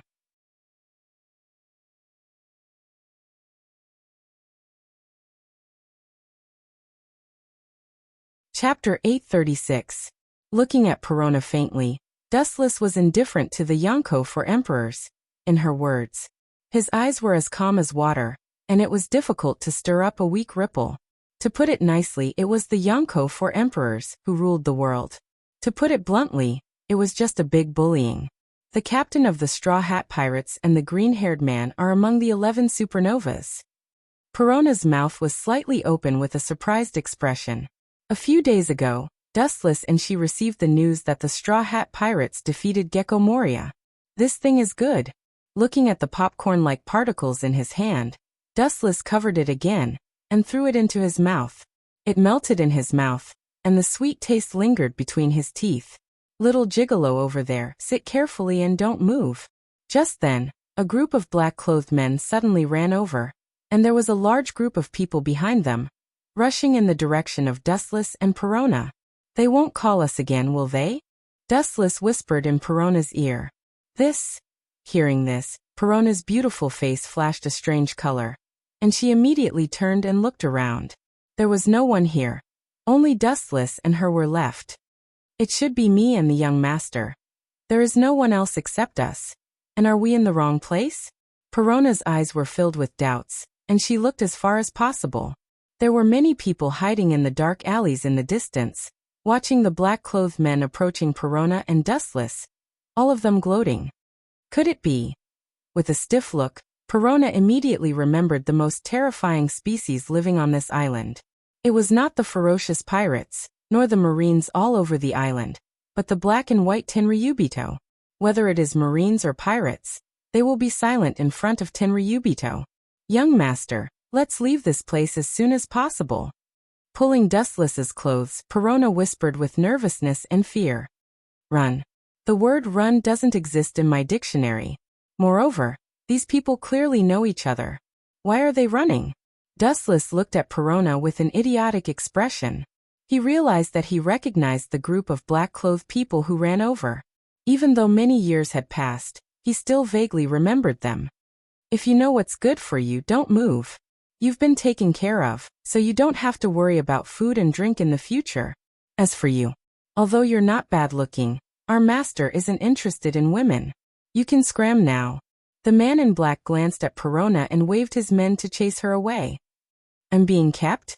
Dustless's heart, which had been calm for many years, couldn't help but stagnate when he heard this for the first time in his life. His thoughts short-circuited, and his face was full of astonishment as if he was in a dream. Ignorant country bumpkin, you didn't hear wrong. Come with me now, and you won't have to worry about food and drink in the future. The group of black-clothed men shouted impatiently. All of you back off. A cold shout came into his ears, and the group of black-clothed men's nerves reflexively separated. A graceful woman with bubbles and a pretty good appearance entered Dustless's eyes. Shalilia, you're not the one who wants to keep me, are you? The stunning woman who came was Tenryubito Shalilia, and her fat pig brother, Charles Ross, was the protagonist who was once beaten by Luffy. If you're willing to give up the position of Marine Admiral, I really don't mind keeping you. The Roswald family has no problem keeping you. Of course, the premise is that you don't dislike it. Shalilia looked at Dustless's delicate face and said seriously. This was completely from the bottom of her heart. Compared with other Tenryubito of Mariehua, Dustless was perfect in all aspects, and compared with the group of incompetent pigs, he was a perfect lover. It's really a surprise that you can value me so much. But I didn't expect the little girl who was timid to be so bold. Casually glancing at Shalilia, Dustless said indifferently, I'm sorry, I have no interest in your Tenryubito's bad taste. Hearing this, Shalilia looked slightly stiff, and her eyebrows flashed with displeasure. She didn't expect Dustless to not give her face. After she was about to order her men to tie her back, She looked at Dustless's smiling face and put down her raised hand. Her brother was thrown into the garbage dump by Dustless and Mariehua. You're not a Tenryubito. Don't forget, you're also one of us. Shalilia reminded. As a Tenryubito, Dustless's style is not that of a Tenryubito. No. I'm different from you. After raising his finger and shaking it, Dustless immediately stood up and stretched, and said softly, there are differences between Tenryubito, and you will be eliminated sooner or later. Let's go, Perona. Then the master and the servant completely ignored the countless stunned eyes and left everyone with their backs. You are a Tenryubito? Perona trembled and said, the fear in her eyes was clear. Thinking of the horror and perversion of Tenryubito, Perona instinctively distanced herself from Dustless. She thought that after escaping from Gecko Moria, she would be able to enjoy life after becoming a marine admiral, but she didn't expect to step into a deeper hell. Yes, I am indeed a Tenryubito. Dustless nodded and admitted frankly. I'm really blind. Perona pursed her lips and wanted to cry but had no tears. She suddenly felt that following Gecko Moria was too happy. The smiling tiger in front of her is the real giant hand covering the sky. Compared to him, Gecko Moria is just an insignificant particle on the beach by the sea.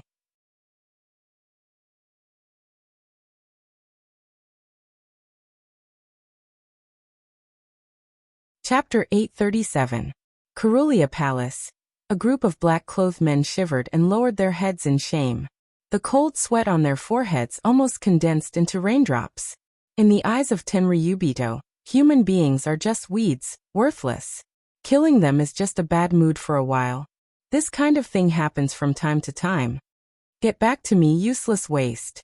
Shalilia's bright and jade-like face was distorted, and she loudly reprimanded the black-clothed man who did not do his job well, and immediately left in a huff, leaving the pirates hiding in the dark alley. They all looked like they had seen a ghost. So far, this seems to be the first person who can anger Tenryubito and calmly talk and laugh and leave safely. Hey, am I dazzled? Angering Tenryubito is safe and sound. What is the origin of that little white face? Staring at the disappearing figures of Dustless and Perona, a group of pirates looked at them with disbelief. Dustless met Tenryubito not only did not kneel, but also angered the other party. They thought that blood would be spilled on the spot. Unexpectedly, it was the female Tenryubito who fled. The floating Perona was motionless, no different from a sculpture. It's just a Tenryubito. There's no need to be so surprised. Staring at Perona, who was both frightened and surprised, he could only sigh. This is the impression of Tenryubito in the eyes of normal human beings. How can I not be surprised? Perona, who returned to her senses, said. The Tenryubito who did all kinds of evil was right next to her, and she was calm, not screaming. That's because you didn't ask me, or I will be honest with you. Anyway, it's just a small problem. Dustless was quite casual. To be honest, I never cared about the exaggerated and horrible identity of Tenryubito. I just laughed it off. If you want to live safely in the world, only absolute strength, no matter how scary the identity aura is, there will always be a day when it fails. Dustless said in a light voice. Now most of the Tenryubito are living a decadent life. It seems that they have forgotten the attack on Mariachi by Tiger of the Fishman clan more than 10 years ago. In a chaotic world where ambitious and ruthless people were born, the only one who could rely on was himself. It's easy for you to talk. Do you know how many people envy the celestial dragons? Perona rolled her eyes when she heard this. Those humans who hated the sky dragon were actually jealous in disguise. That status was not inferior to that of a god, and it was something that everyone yearned for even in their dreams. You will never understand the feeling of being lonely at the top. Glancing at Perona, Dustless crossed his arms in front of his chest and stared at the chaotic crowd in the distance. He walked over and could hear the screams of fighting and the sound of flesh being cut apart. Are you blind? How dare you offend our captain? Eating your food here is the result of your ancestors burning incense for 18 generations. The ferocious pirate grabbed the young man dressed as a chef. His expression was as ferocious as a ghost. The chef's forehead was stained with blood, and there was an obvious wound the size of a middle finger. The captain he was talking about was a big guy with a scar on the left side of his face. Really, although I'm not interested in catching Marines. But a lazy and helpless voice came, and there was a bright light. However, as a Marine Admiral, even if it's just a temporary idler, you're hurting people in front of me. You don't give me face. Hey, hey, hey. The golden beam was fleeting, leaving only an afterimage in the sky, and immediately rushed straight to the captain with a scar on the left side of his face. Poochie in the position of his heart. A scorched hole suddenly appeared and was easily penetrated, and he could see the people on the other side with a dull expression on their faces. The big guy who was killed in an instant tried to turn his head and looked at Dustless. When he closed his eyes in despair, he recognized the identity of Dustless. Marine Admiral. When did you come? He was unwilling to die. He was inexplicably killed by a Marine Admiral. He felt wronged, especially in the Sabaody archipelago. He had never heard of an admiral's whereabouts. Run, this guy is a Marine Admiral. Damn, why didn't the Admiral even make a move? Why did he appear in the Sabaody archipelago for no reason? Idiot, you don't understand this. This year's supernova is known as the Evil Era in the history of One Piece. In addition to the monster named Uchiha Madara, who has a bounty of 500 million berries, there are 11 other pirates with a bounty of more than 100 million berries. It's normal for the Marine to plan to kill them in the Sabaody archipelago. It's difficult to find them in the second half of the New World. With the appearance of Dustless, the gathered pirates immediately fled desperately, and they could hear each other screaming. The top existence of an admiral is not something they can touch. It's just a face-to-face encounter, and they may be easily killed. A mouse that bullies the weak and fears the strong. Looking at the fleeing pirates, Dustless shook his head and was about to leave when a gunshot fell, followed by a dark bullet whistling. Pirates want to be famous in the world. The fastest way is to defeat famous people. As an admiral, Dustless is naturally the prey of some pirates who want to be famous.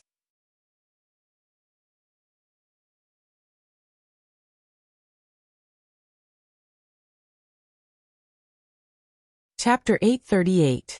Boom. The bullet penetrated Dustless's head and shot into the distant wall, leaving a hole. The same was true for Dustless's head, but the pierced wound only flashed a golden light, and immediately healed perfectly without any damage. With a cold look, Dustless backhanded them back, and the sky was filled with flashes of light. Yasakani no Magatama. The sky was dyed golden, and dense light bullets cut through the void, jumping with the sound of death. The pirates fleeing in front fell to the ground with painful faces, and their bodies were full of burned holes. Their painful expressions were chilling, and combined with the holes all over their bodies, the pirates hiding in the dark were silent. Many pirates who intended to make a name for themselves by attacking Dustless also stopped. Run, the Ghost Admiral is here. The quiet Sabaody archipelago immediately became chaotic. Even though there were dozens of pirates with more than 100 million bounties on the island, as well as more pirates with bounties of tens of millions of berries, their faces changed greatly when they heard that the admiral had landed on the island. As if possessed, he stared at his surroundings with a suspicious expression. Generals were always so elusive. By the time you realized it, you would already be dead. Kid, it's time to withdraw. We are not opponents of the admiral. In the obscure alley, the captain of the Kid Pirates, Kid, was clearly visible. At the moment, his face was gloomy. Looking at Dustless's back and clenching his fists, he seemed to be considering whether to fight. The person who had just advised him was Kid's younger brother, Kira. Retreat? Where are we going to retreat? Kid said in a hoarse voice. In addition to the Red Line, the second half of the New World is to go to the Fishman Island. Our ship hasn't had time to be coated. How can we go to the Fishman Island? Time is short, and the workers who coated the ship are missing. The only way to retreat is to go back. This, Kira, who was wearing a mask, was silent. They had gone through a lot of hardships to come to the Sabaody archipelago, and they had no reason to retreat. Retreat? There's no need to be so troublesome. This is your end. In the dark alley where one couldn't even see one's own fingers, a dazzling light suddenly flashed. Immediately after, It continuously absorbed the surrounding photons and rapidly expanded, condensing into a thin body. The captain of the Kid Pirates, Eustace Kidd, with a bounty of 315 million berries. And your brother Kira, with a bounty of 162 million berries. The photons condensed and compressed into Dustless's face, appearing from head to toe. You can't run now even if you want to. Dustless's appearance immediately attracted the attention of Jida and Kira. The two of them looked at Dustless as if they were facing a great enemy, bean-sized beads of sweat continuously dripping down. Good weapon. Staring at the golden sword in Wu Chen's hand, Jida's eyes flashed with greed. Even if he was hundreds of feet away from the sword, he could still feel a stinging pain on his skin due to its sharp texture. It was a peerless divine weapon that could cut through iron like mud. Idiot! How dare you appear in front of me with such a good weapon? Since you are so sincere in gifting me a weapon, I will accept it. Kid laughed maniacally. His tone was filled with hysterical madness. Come here. He opened his 5 fingers and aimed at Dustless. A special power fluctuation swept out from his palm. It was quite similar to gravity, but there was a difference. The surrounding iron tools floated to Jida's palm. Is this magnetic force? The sky suddenly darkened. Looking up, the void was filled with countless metal weapons piled up together, covering the entire sky without leaving a single gap. Come here. Seeing that the Kusanagi sword in Dustless's hand did not respond and remained unmoved, Jida's magnetic force density was even higher. Even the steel used to build the foundation of the house trembled slightly. So that's how it is. You want the Kusanagi sword in my hand? Idiot. The golden sword in Dustless's hand was a masterpiece of the glint fruit. Only he could use it in the world. The Kusanagi sword is condensed from my fruit's ability. Naturally, there is no magnetic force. You want to take away the Kusanagi sword. I didn't expect your thinking to be so vulgar and ridiculous. I am really worried about your parents.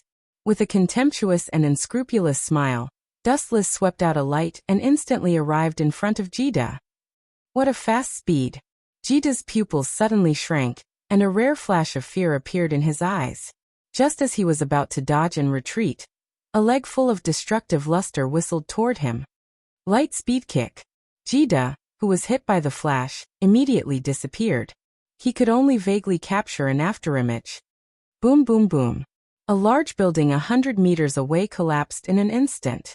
Jida's life or death was unknown. The collapse of the building was all thanks to Jida, who was flying backward. You bastard! A sharp cold light fell from the sky, and a cold light swept down from the void, trying to dismember Dustless. Armament hockey hardening. Dustless saw this and didn't move.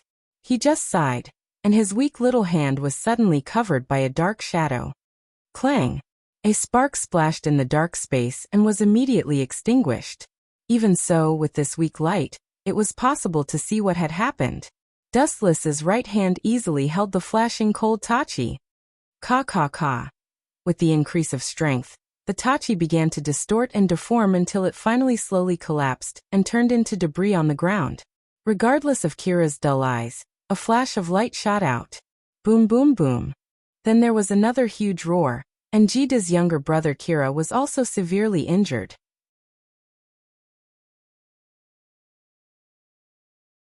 He was swallowed by a large flame and smashed to the ground with his body burnt. In a few seconds, the 2 supernovas were seriously injured, and the surrounding pirates were in panic.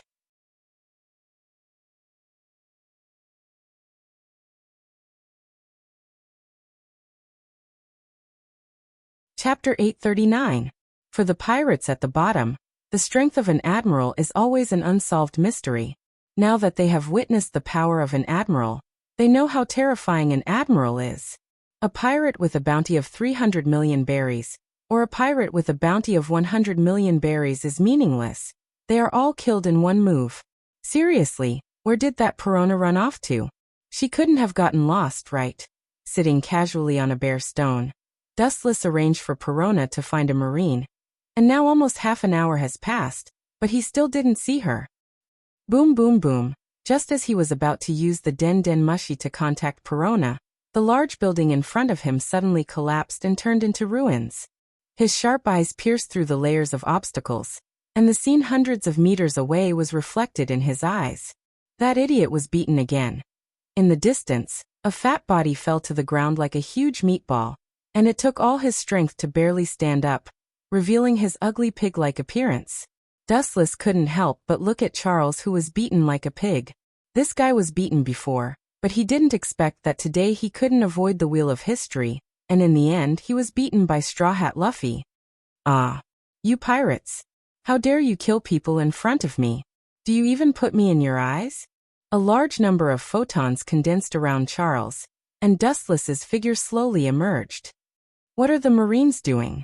How come it's you? You came at the right time, help me kill them." After the cursing Chalmers recognized Dustless, he hurriedly put on a mocking smile. Just as he was about to run to Dustless to flatter him, a cold voice rang out. "Which finger touched me? I will destroy it." Charles, who was silent, hurriedly retracted his finger, and his face was full of joy. His hand almost touched Dustless's clothes. "Lewis South, let's talk nicely. We're all family." Charles Ross smiled flatteringly with snot hanging from his nose. He knew the horror of Dustless. Back then, many celestial dragons were tied up by Dustless and thrown into the garbage dump. "You guys are quite courageous. You killed 2 Shichibukai, and now you're fighting celestial dragons. TSK. He looked at the Straw Hat Gang with a playful gaze. Not far away, his eyes spread out and took in everything around him. Except for Uchiha Madara, who was secretly controlled by Wu Chun. The rest of the supernovas were here. "Damned bastard. I'll definitely kill you." The hysterical roar attracted Dustless's attention, and he turned his gaze. The owner of the voice that wished to tear Charles into pieces was actually Manchi D. Luffy. A breeze blew by. Dustless keenly smelled the intense smell of blood in the air. He raised his head and looked. Inside the large water tank, the bright and translucent seawater had turned blood red, and a good-looking merman was floating in the water. So that's how it is. It seems that the bastard Charles shot the merman named Kimi, an idiot who spun a cocoon around himself. The doubts disappeared in an instant. No wonder Luffy's face was ferocious. He, who valued feelings most in his life, watched his friend's blood splatter on the spot. Naturally, his killing intent soared. "What are you looking at? I am a world noble celestial dragon. I killed a slave. You all have to die for me." Chalmers hid behind Dustless and shouted when he saw the Straw Hats staring at him ferociously. Even Dustless frowned when he saw that the Straw Hats were glaring at him like wolves. "Idiot who doesn't know how to remember. Do you think the identity of a celestial dragon is invincible? You were beaten twice, but you still don't learn." Turning his head to look at Charles, Dustless couldn't help but be speechless. Some pirates are afraid of celestial dragons, and some are stupid, such as Luffy. Not to mention celestial dragons, even if God came, they would still dare to fight. Rubber machine gun. A dense rain of bullets came. Dustless smiled indifferently and used elementalization to avoid Luffy's attack, but Charles behind him was in trouble. Bang bang bang. Dustless, who looked coldly at Charles, chose to stand by and watch. In an instant, Charles was beaten into a bloody mess, dying, and was immediately blown away by the angry Luffy. At the same time, Zoro turned into a shadow and swept in front of Charles, holding his Tachi high. "Hurry, save me, Royce South. If I die, you will also be in big trouble. Help me kill this group of untouchables, and I will not treat you badly in the future." Charles exhausted all his strength and said to Dustless. Hearing this, Dustless stood still, his face indifferent. "Don't kill him. We want to escape from the Sabaody archipelago. We must have this guy as a hostage. The surrounding sea area is blocked by the marine." Gid, who had been seriously injured by Dustless, was dragged by 2 crew members, and his appearance was quite miserable. "Yes, you can't kill me, I'm a hostage. If you kill me, Royce South will definitely kill all of you. Otherwise, he won't be able to answer to Sengoku." Charles roared. At this moment, Dustless raised his thumb with a cold expression. He gathered a high-density light beam and aimed it at Chaurose. "You're right, Charles. It's too unfair to let a celestial dragon like you be a hostage. So for world peace, you should die peacefully.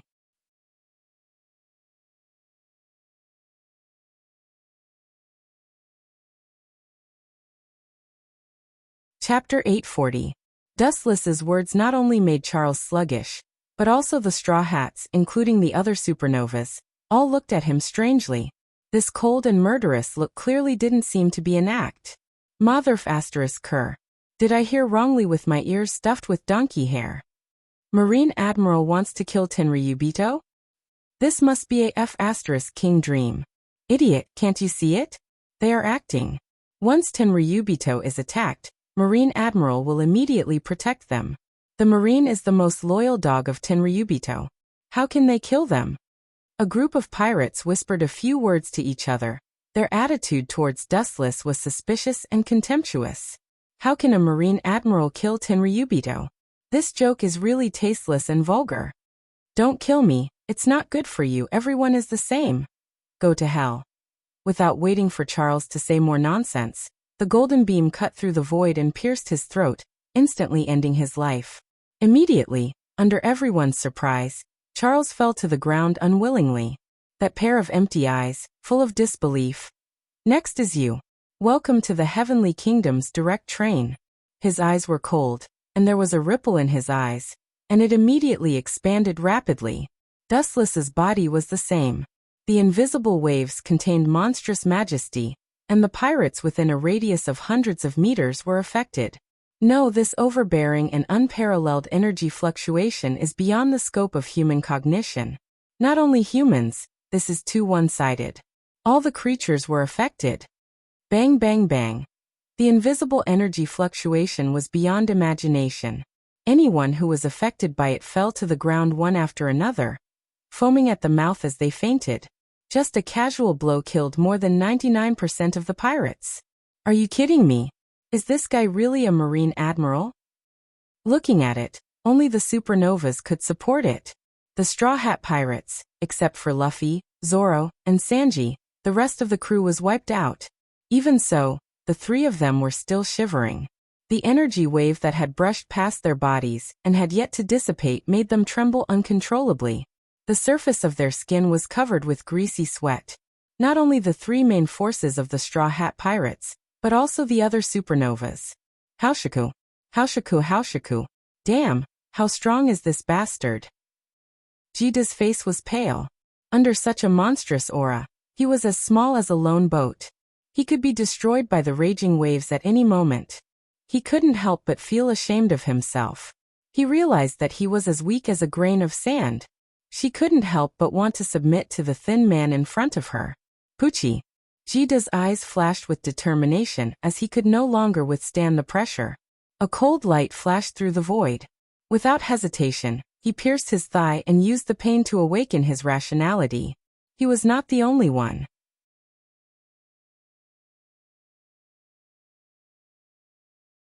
All the other supernovas followed Kid's example and started to harm themselves. They used the pain they had never felt before to try and free themselves from the intense pressure. Jida, his contemptuous eyes fell on Jida, who was struggling at death's door. After glancing at him, Dustless retracted his gaze. You could have stayed where you were and avoided the disaster. But you came here to die. You even wanted to threaten me with that stupid pig, Charles. You think you're smart. But it seems that there is one person missing. Dustless glanced at the supernovas one by one. Suddenly, a familiar figure was missing. Mr. Admiral, are you looking for me? A gust of cold wind came, followed by a slightly hoarse voice. Behind him, a cold light slashed straight at him. The slender Tachi was sharp and unstoppable. Long time no see, Law. However, you seem to have only grown taller. The wisdom in your brain has not increased. The moment the Tachi swept across and was about to cut off Dustless's neck, it was easily stopped. Even if Law gritted his teeth and used all his strength, the Tachi that was close to his neck could not be moved. You only used one finger? Law, whose face was full of hatred, desperately increased the strength of the Tachi, but Dustless was just expressionless. He casually raised his dark thumb and blocked Law's full attack. A moment later, The indifferent face gradually loosened, and the emotionless pupils showed subtle changes. This kind of boring game. How long are you going to play, Law? Is this all you've achieved over the years? I still have great expectations for this reunion. But now it seems that the cruel reality makes me speechless. At the end of his speech, Wu Chen's body was filled with an ominous aura. An explosive power condensed in his body like a volcano that was about to erupt. The surroundings were deathly silent, and filled with an indescribable despair. Deep in the sky, a dense vortex appeared like a dragonfly skimming the surface of the water. A majestic and ancient golden light swept out from it. How is this possible?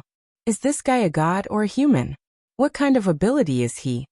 The supernovas roared in shock, complaining about the unfairness of fate. Looking up at the sky, countless divine weapons of different structures piled up all over the sky. The golden luster revealed the ancient vicissitudes of life, with an ancient sense of desolation. Kaibao of the king. As Dustless's indifferent voice fell, the number of divine weapons floating in the sky increased several times.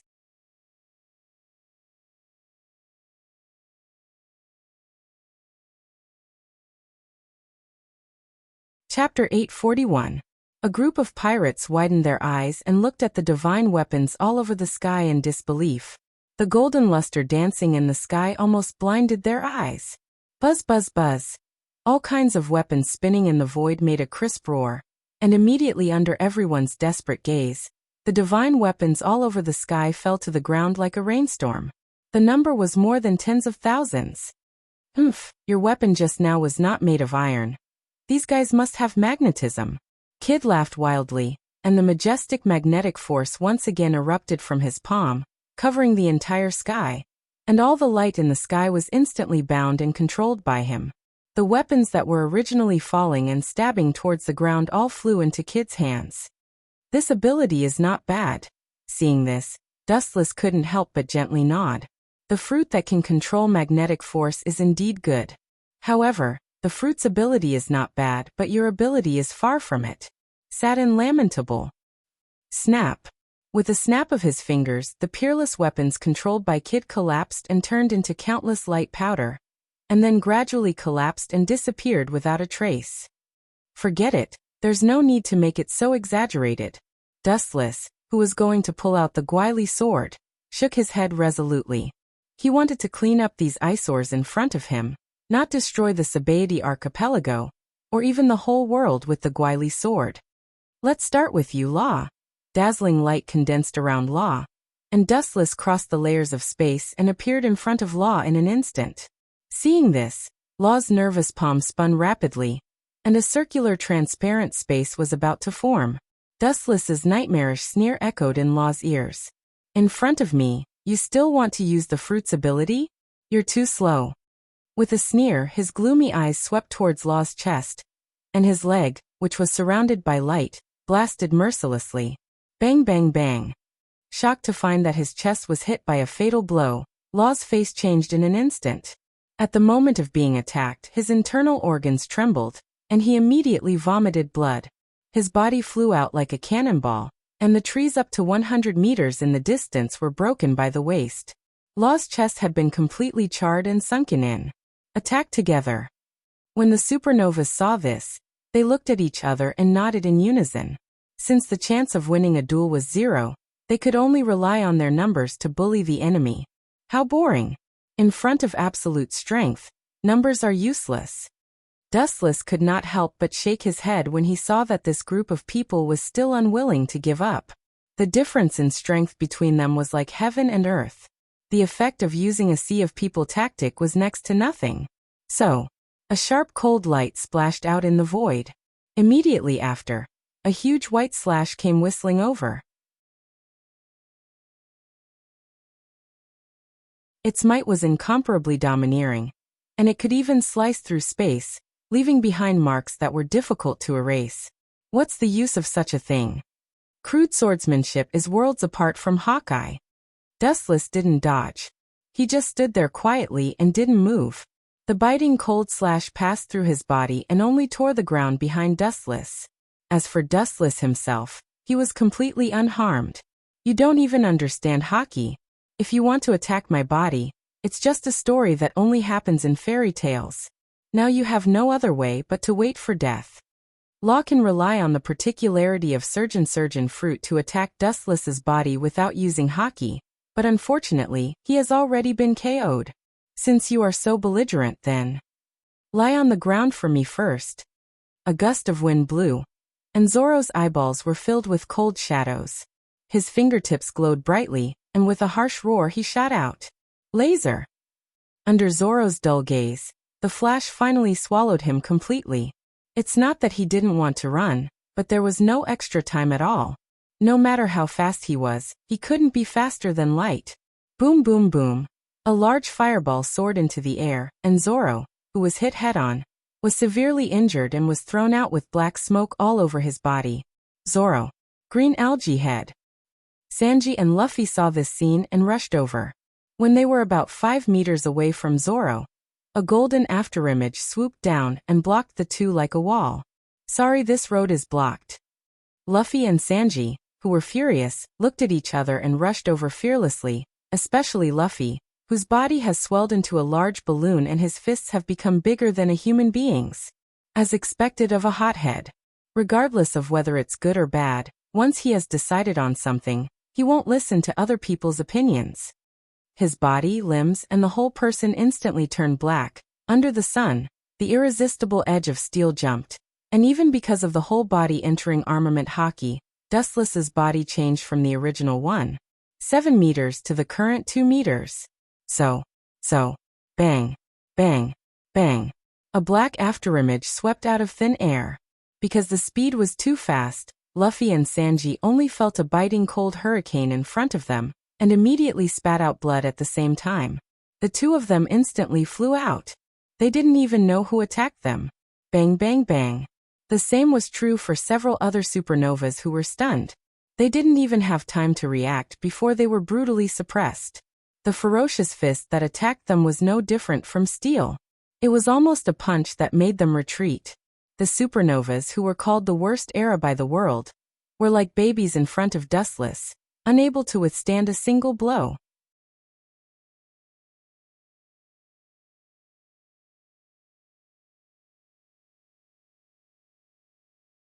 Chapter 842.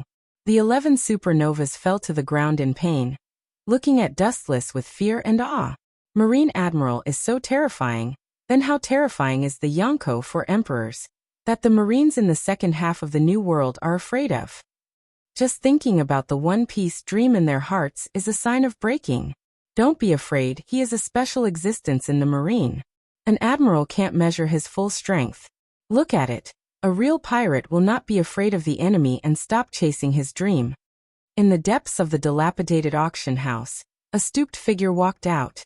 He had a head full of white hair, wore glasses, and was dressed very casually. His eyes were slightly turbid, and he looked quite sloppy. Moreover, his face was almost no different from a dead tree. Obviously, this person was old. He is at least more than half a century old. It's really a big man. Dustless sighed as he carefully sized up this unattractive old man. Then he recalled his information and deeds in his mind. One Piece's right arm. A legendary man with the title of Pluto. Seabaz Raleigh. Even so, there is a saying that time is unforgiving. Rayleigh, who is more than 50 years old, has passed the golden age of his life. Now he is just a powerful old drunkard. You shouldn't have come out, Rayleigh. After staring at Rayleigh for a long time, Dustless shook his head and sighed. You should have just hid and enjoyed your old age. Why can't you see through the past of the mortal world? Why do you have to come out and intervene? This is self-destruction. Hearing this, Rayleigh just showed a smile. Looking at the supernovas who were crippled and severely injured, his shriveled mouth raised a peaceful and warm smile. These are still young seedlings. They can't be killed by you like this. You mean them? Pointing to the fallen supernovas, Dustless sneered. Can't be killed by me? Do you think you're allowed to help them in such a reckless manner? The final result of pulling up seedlings is just the opposite. Rayleigh looked directly at Dustless's face, his turbid eyes suddenly became cold, and his firm tone left no room for negotiation. This has nothing to do with pulling up seedlings. It's not fair for an admiral to start with a group of newcomers. Fair? This world has never been fair. Dustless sneered and stared coldly at Nether King Rayleigh. It's not fair for them to fight me. In other words, Dustless's tone suddenly changed. His voice was filled with bone-chilling killing intent. Do you think it's only fair that you met me? How dare you put us in the same position? Do you think you're Roger Raleigh? Rayleigh was just silent. The sword that he hadn't used for many years reappeared in his hand, quietly showing his position. These pirates were the most important seedlings. He couldn't watch the great pirate era end.